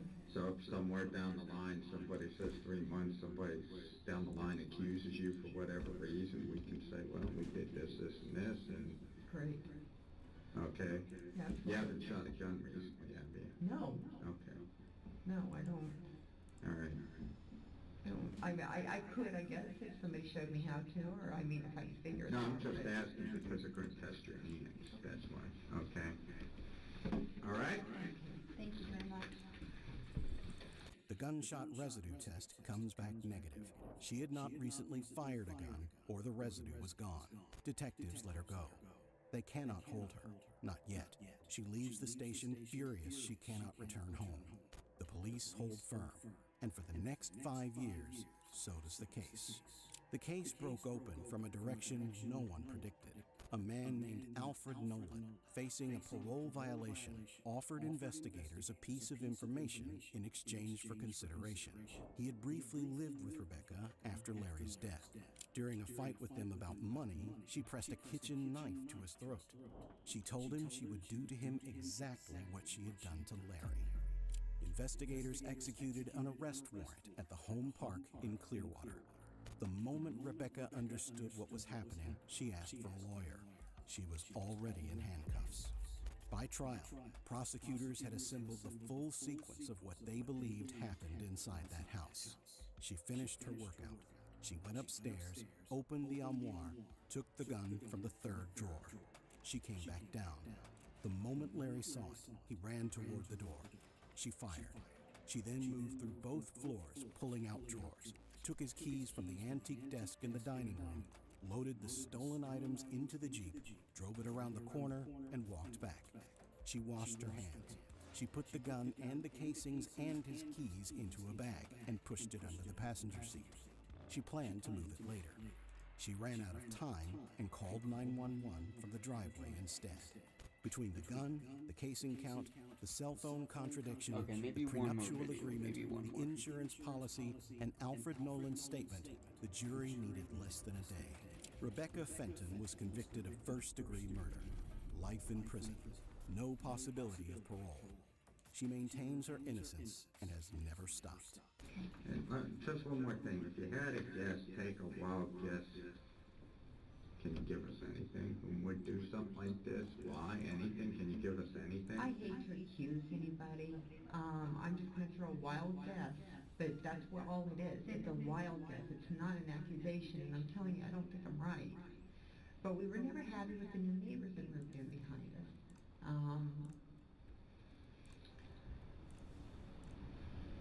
don't know how to explain it, but I just had a funny feeling we were going to have some problems with them. Not an altercation, but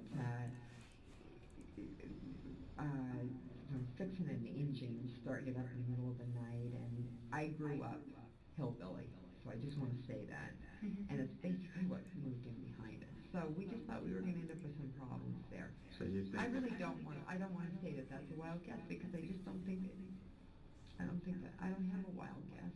Larry Fenton had just received the best performance review of a 30-year career.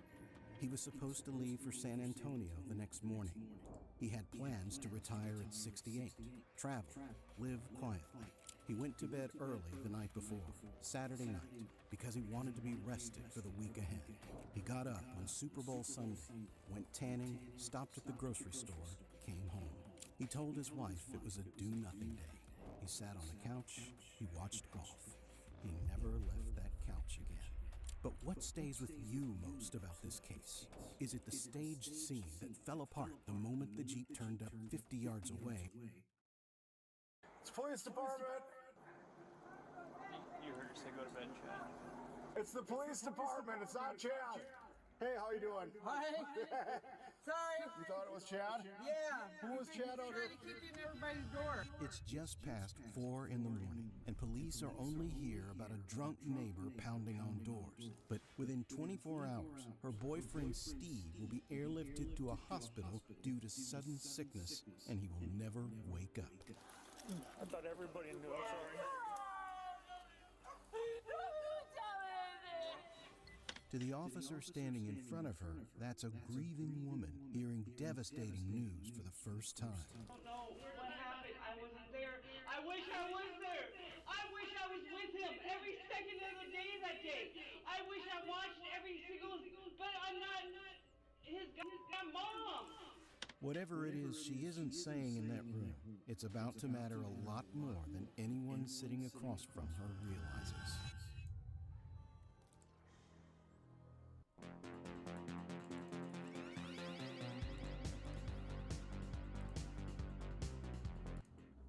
Rewind 24 hours, and none of this is on anyone's radar yet. Officers are called to this neighborhood complex for something that has nothing to do with money at all. A drunk neighbor named Chad, kicking doors, threatening people in the building.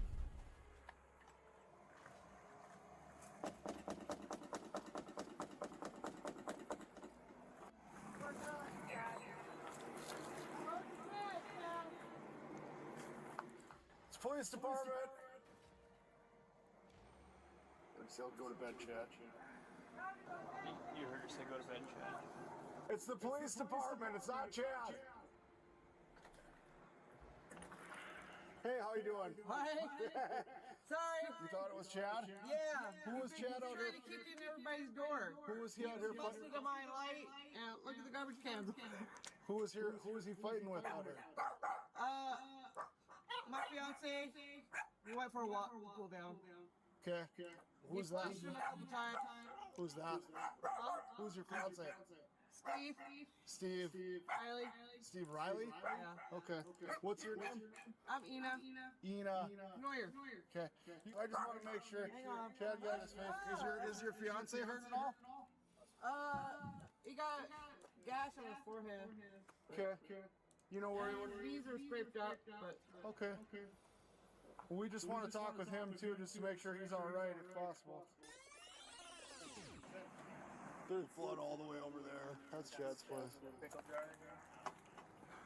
Hey, I appreciate it. Of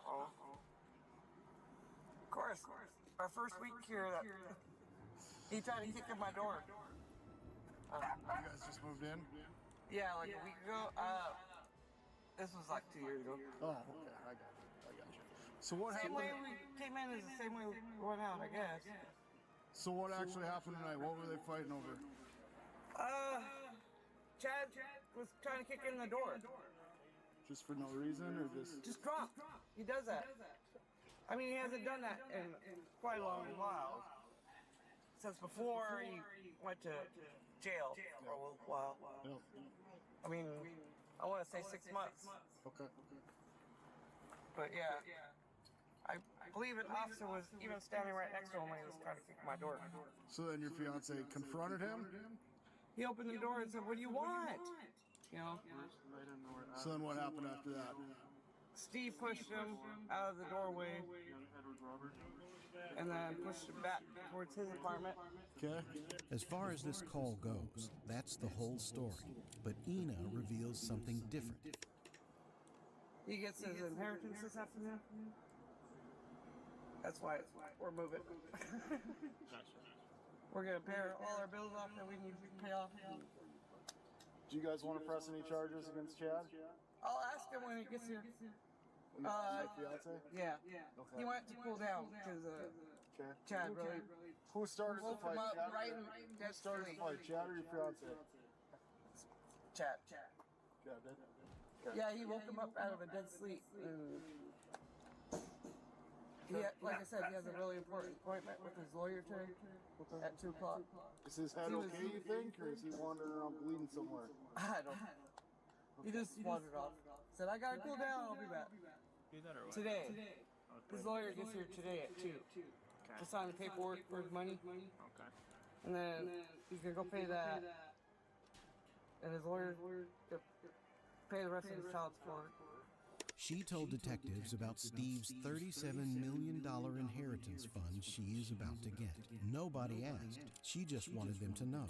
And the number she's talking about isn't small. By the time detectives pull the full story together... First of all, they're not even going to get into it, but what the fuck?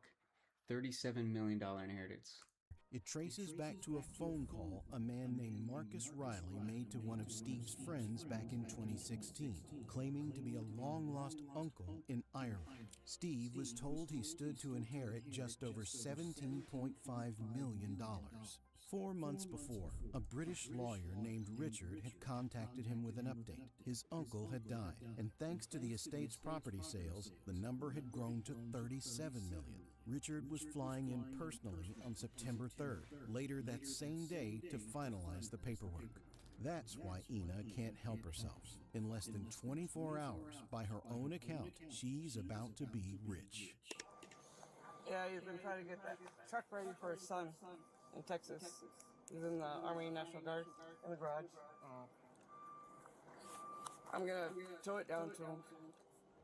No, we're gonna tow it down to him. And then take a long vacation.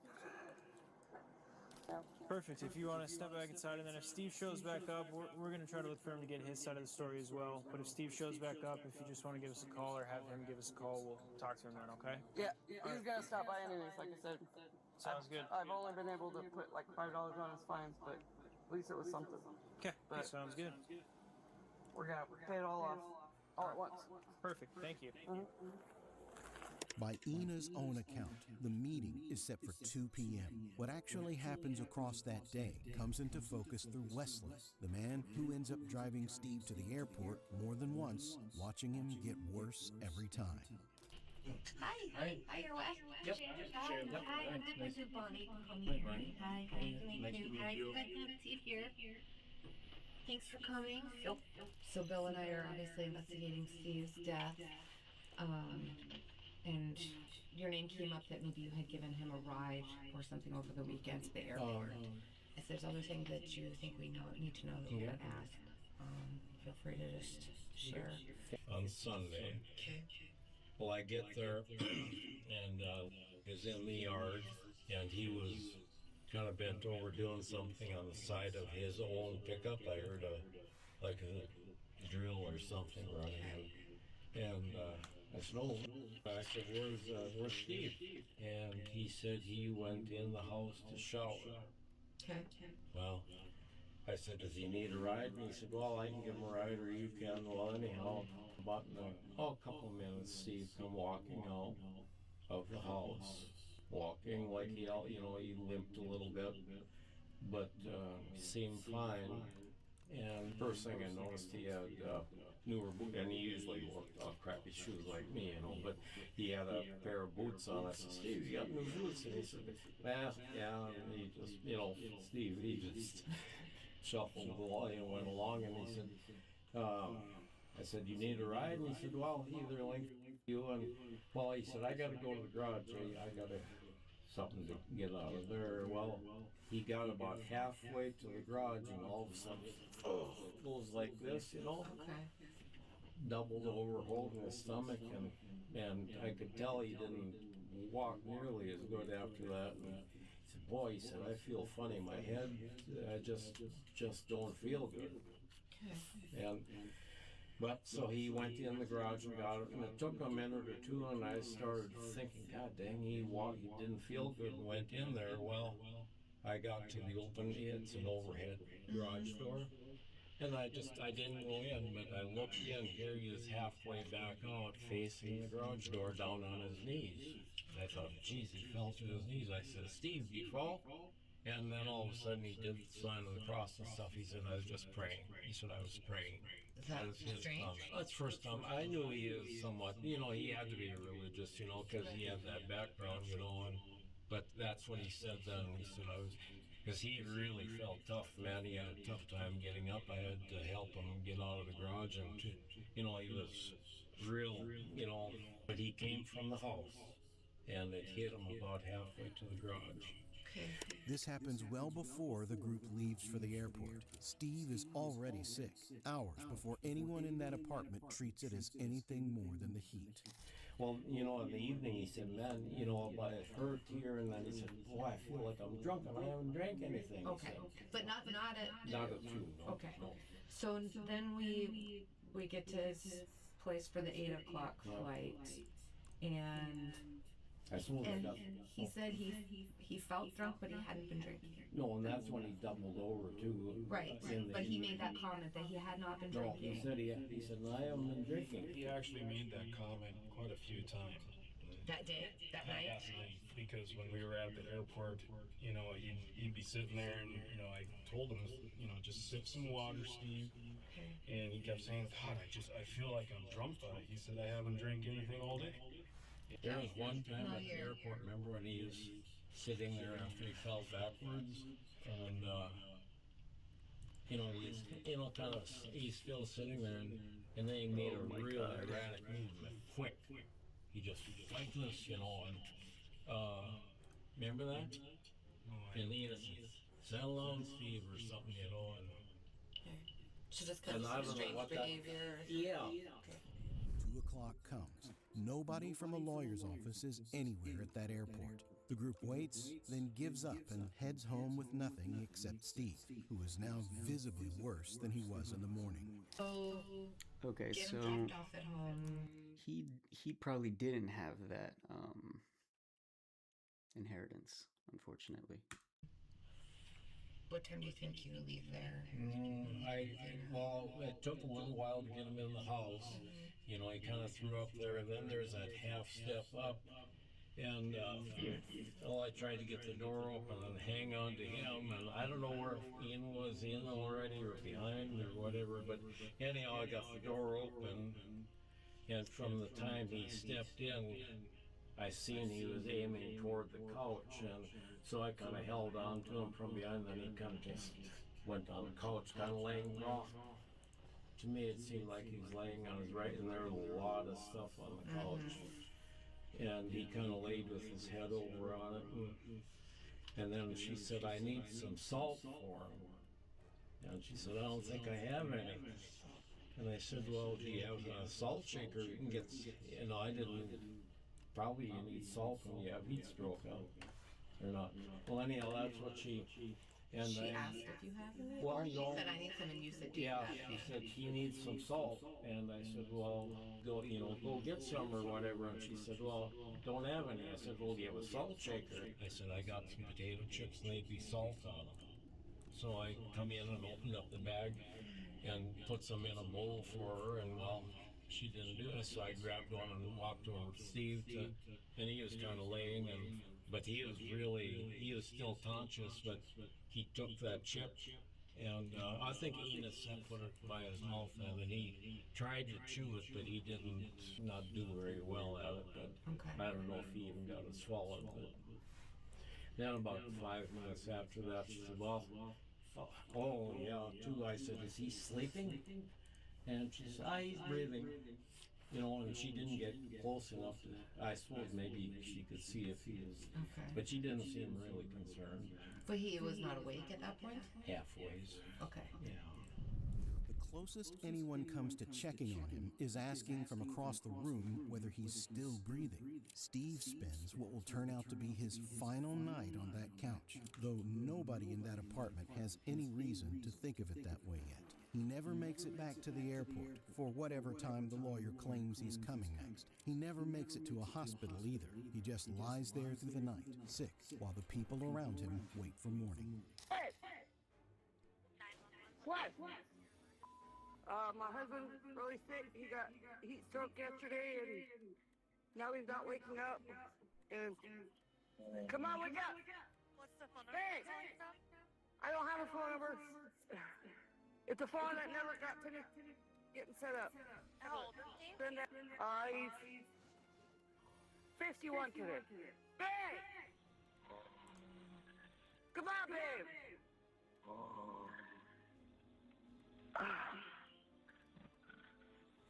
I've been trying everything. Ice, water. Okay, but he is breathing? Yes. He's snoring. Okay. I put him on the floor because he keeps trying to get up to go to the bathroom, and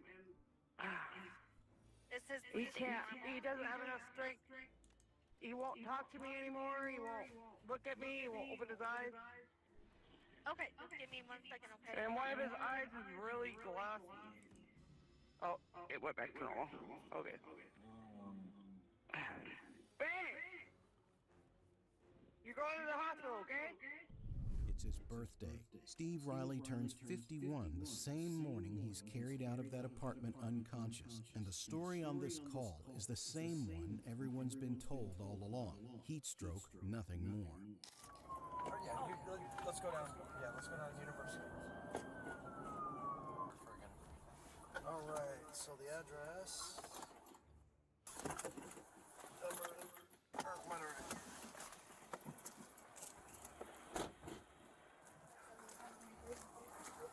Yeah, this will make it easy for the ambulance to come up.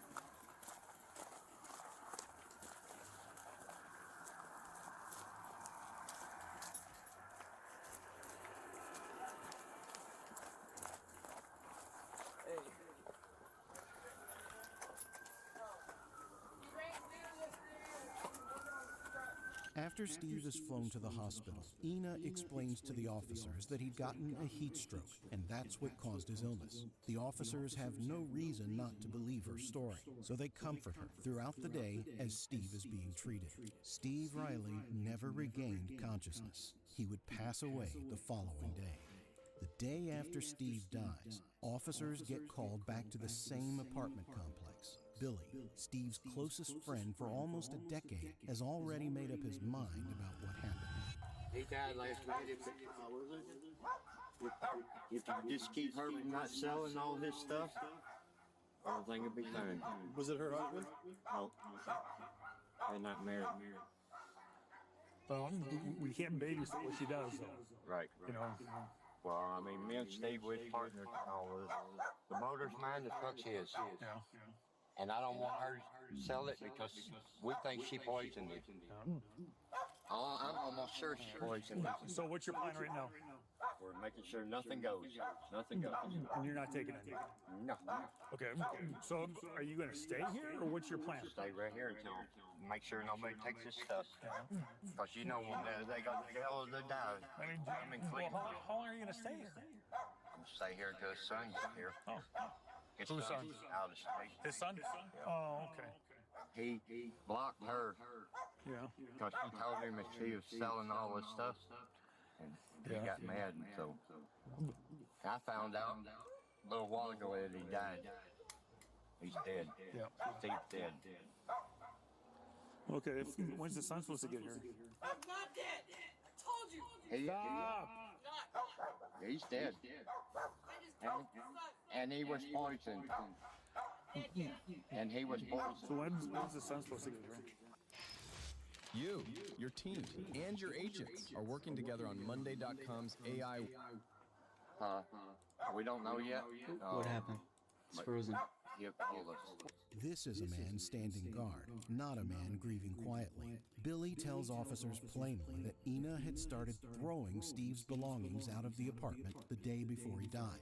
The same day Steve was supposedly hours away from handing out money to everyone, including her.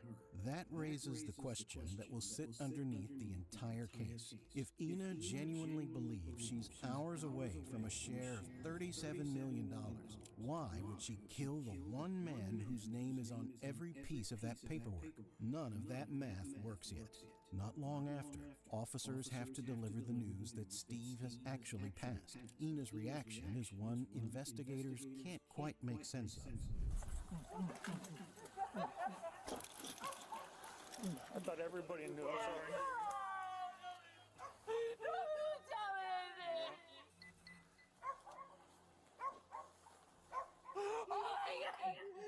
I guess the son is on his way here. Okay. Apparently the son is on the way here. So. Oh my God, she's scary.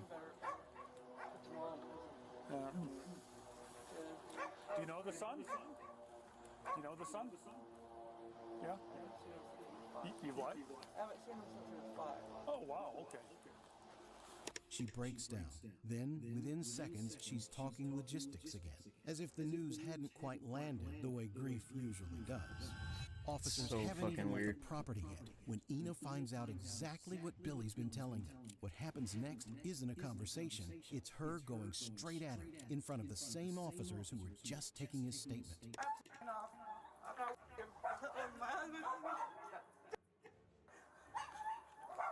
Hey, stay out here, stay out here. Stay out here. I need to take a picture. Picture what? A building. Here, let's try. Oh, you can sit over here. What? Steve collapsed yesterday. Mm-hmm. Went to the hospital. I found out poison. How'd you find that out? Doctor told me. Doctor told you? I'm just telling you, son, don't ever stop after me. They're nasty people. They're nasty. Somebody comes and steals his truck after, if it's true, if he died in Bismarck, steal the same day when his son was supposed to get it.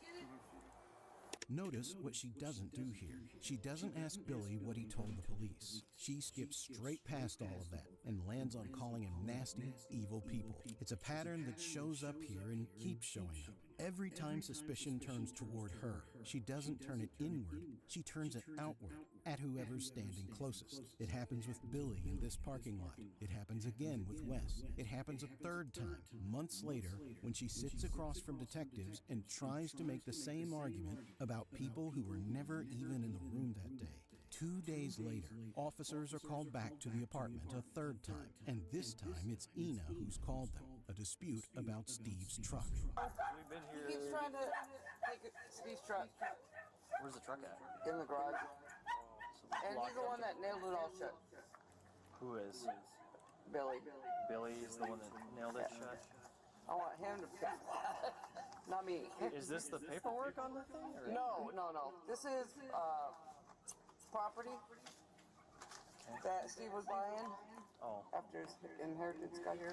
Oh, okay. I'm going to, I think he left it to his son, but I had to Google where to go to get his inheritance switched over to the people he left it to. I don't know. Okay. Who actually is the owner of this truck? Steve. Okay. Yeah, it's in his name. It's in his name? Yeah, the title's coming. Yeah, we were gonna get all his fines paid off, get both of our license, get some new cars. Okay. Go to Ireland, get married, stay in his family castle or whatever, because that's what he wanted to do. Wow. And the day he was supposed to meet his lawyer at the airport, apparently I thought it was Heathrow, and he said it was Heathrow. That was the last day I talked to him. Okay. The last thing he said was get a restraining order against Wes and the property, and make sure you don't get paid. That change it over, and that was right about his friends. Because when I left him a while back, like a year ago, I told him, you gotta go with me. Your friends are gonna kill you. You gotta leave them. I don't care if you're here, but get a real job and don't ever talk to them again, because they will kill you. Apparently he was poisoned. I'm finding out. With antifreeze. Okay. It's a compound or similar to antifreeze. Huh. I don't know. He ingested it smoking a cigarette, because he was always spilling crap on his cigarettes and smoking it, or somebody did it, but I honestly don't know. I didn't even know that happened until, like I said, the doctor told me it looks like poisoning.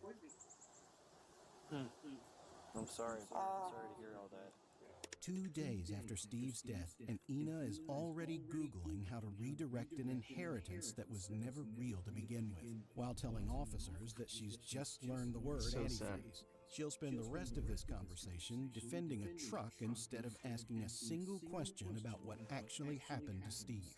But Ina isn't the only person in this case who already knows that word before the lab confirms anything. Someone else has been sitting on it far longer than 2 days, and detectives are about to find out exactly how much longer. Steve Riley's toxicology results come back, and they rule out the story everyone had been told. There is no alcohol in his system, none. What is in his system at toxic levels is ethylene glycol, the primary ingredient in antifreeze. It's the same compound investigators would later learn that had already put Steve in an ambulance once before, roughly 6 months earlier, an episode everyone at the time chalked up to heat exhaustion too. With that result in hand, this stops being a death investigation. It becomes a homicide case. Long before Steve ever got sick, Billy's wife Lynn had already heard Ina say something out loud that nobody thought much of at the time. Lynn later tells investigators that Ina had talked more than once about how she'd kill a partner if she ever needed to, specifically by poisoning him with antifreeze. Not vaguely, not as a dark joke that could mean anything. The exact method, named out loud months before anyone had a reason to write it down. Nobody reported it. Nobody thought it was anything more than talk. It was the kind of detail that only becomes evidence in hindsight. The sentence everyone forgets until the toxicology report makes it impossible to forget any longer. With a homicide case now open, detectives go straight to the two people who knew Steve better than anyone else, his son and Billy, this time for a full formal interview instead of a doorstep conversation. Did he ever talk to you about Ina when you guys talked in the last year? Yeah. Oh, okay. What kind of stuff was he talking about? So he was talking about how he was getting a large sum of money. Okay. And he said whenever that came through with his lawyer or whatever, he was gonna take that truck that he had in the garage that he was working on for me. Yeah. Drive that down to Texas, give me the information, because he had set up a trust fund for me and my brothers, supposedly. Okay. And he kind of just wanted to leave her because she didn't really have a job and was leeching off of him. Just laid around all day. So he wanted to leave you now? Mm-hmm. So I'm thinking that's the same thing we're thinking. Which, I mean, I know, obviously I don't know for sure, but by all accounts of looking at it, it looks like it's a scam. Looks like it's I mean, the letter has different fonts on it and things, and so, and the fact that your dad had gone there several times to meet with someone. I'm not playing this shit no more.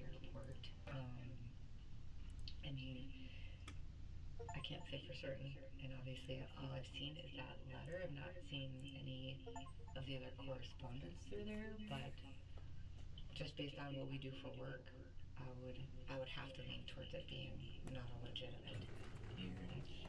That and all the emails that they tried to send back to the sender of those emails, it always came back undeliverable. So basically the address was not receiving unless they decided to allow emails to be received. They all came back undeliverable. The inheritance was never real.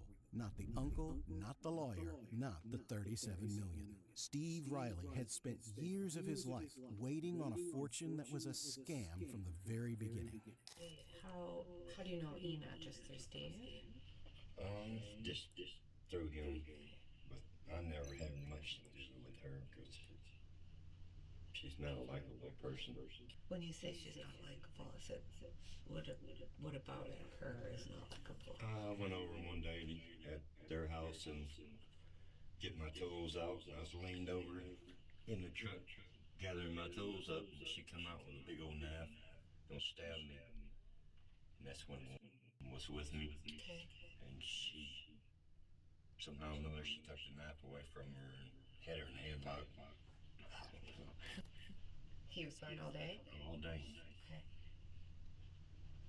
Yep. He was happy.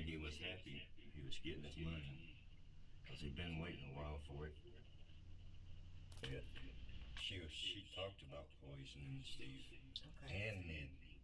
Because we're always together. And she didn't like that. That's exactly why I wouldn't drink nothing or eat nothing there. And Steve knew about it too. Steve knew about that. Yeah. Okay. A knife pulled on him 2 years earlier, a stated threat to poison both Steve and himself. Billy isn't speculating after the fact. By his own account, this is something he'd already warned Steve about when Steve was still alive to hear it. So, in your opinion or your thoughts, why would Ina want to do this? For the money? For the money. Okay. Was she supposed to get any part of it? Did you know?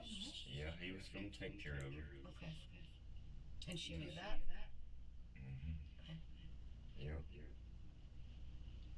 Did he know what he planned on doing with the rest of the money? Or In general, I guess. He's talking about buying her vehicle, brand new vehicle. Me, which I told him I didn't want one. I said, I don't want no vehicle. I said, But he knew about all that though? yeah. And a couple other people, he's gonna buy him vehicles, he's gonna pay his child support, get his license stuff back. That's the last thing we talked about. And that's when I told him, I said, Steve, you're gonna have more friends than you can ever imagine. I said, best thing you can do, get on a plane and don't look back. One-way ticket. I said, that's the best thing you can do. Was that conversation in person or over the phone? It was personal, yeah. Billy told him to leave. Steve never did. How do you think, if you feel that Ina did something, right? How do you feel she would have maybe done that?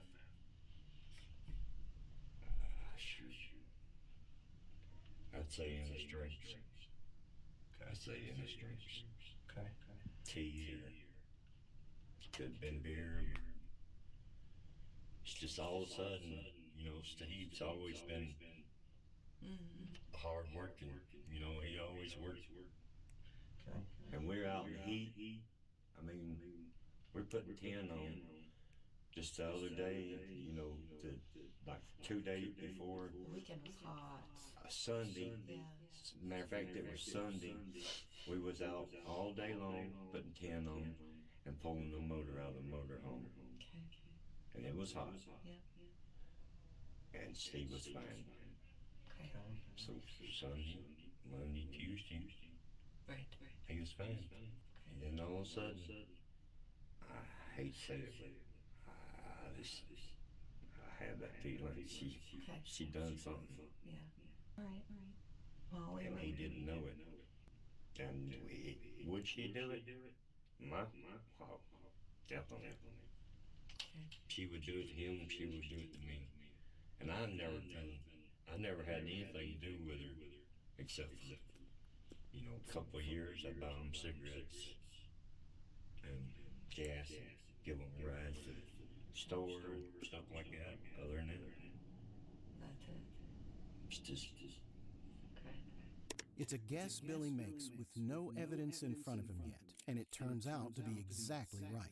Whatever went into Steve's that morning, it went in through a drink, just like Billy said, weeks before anyone officially confirmed.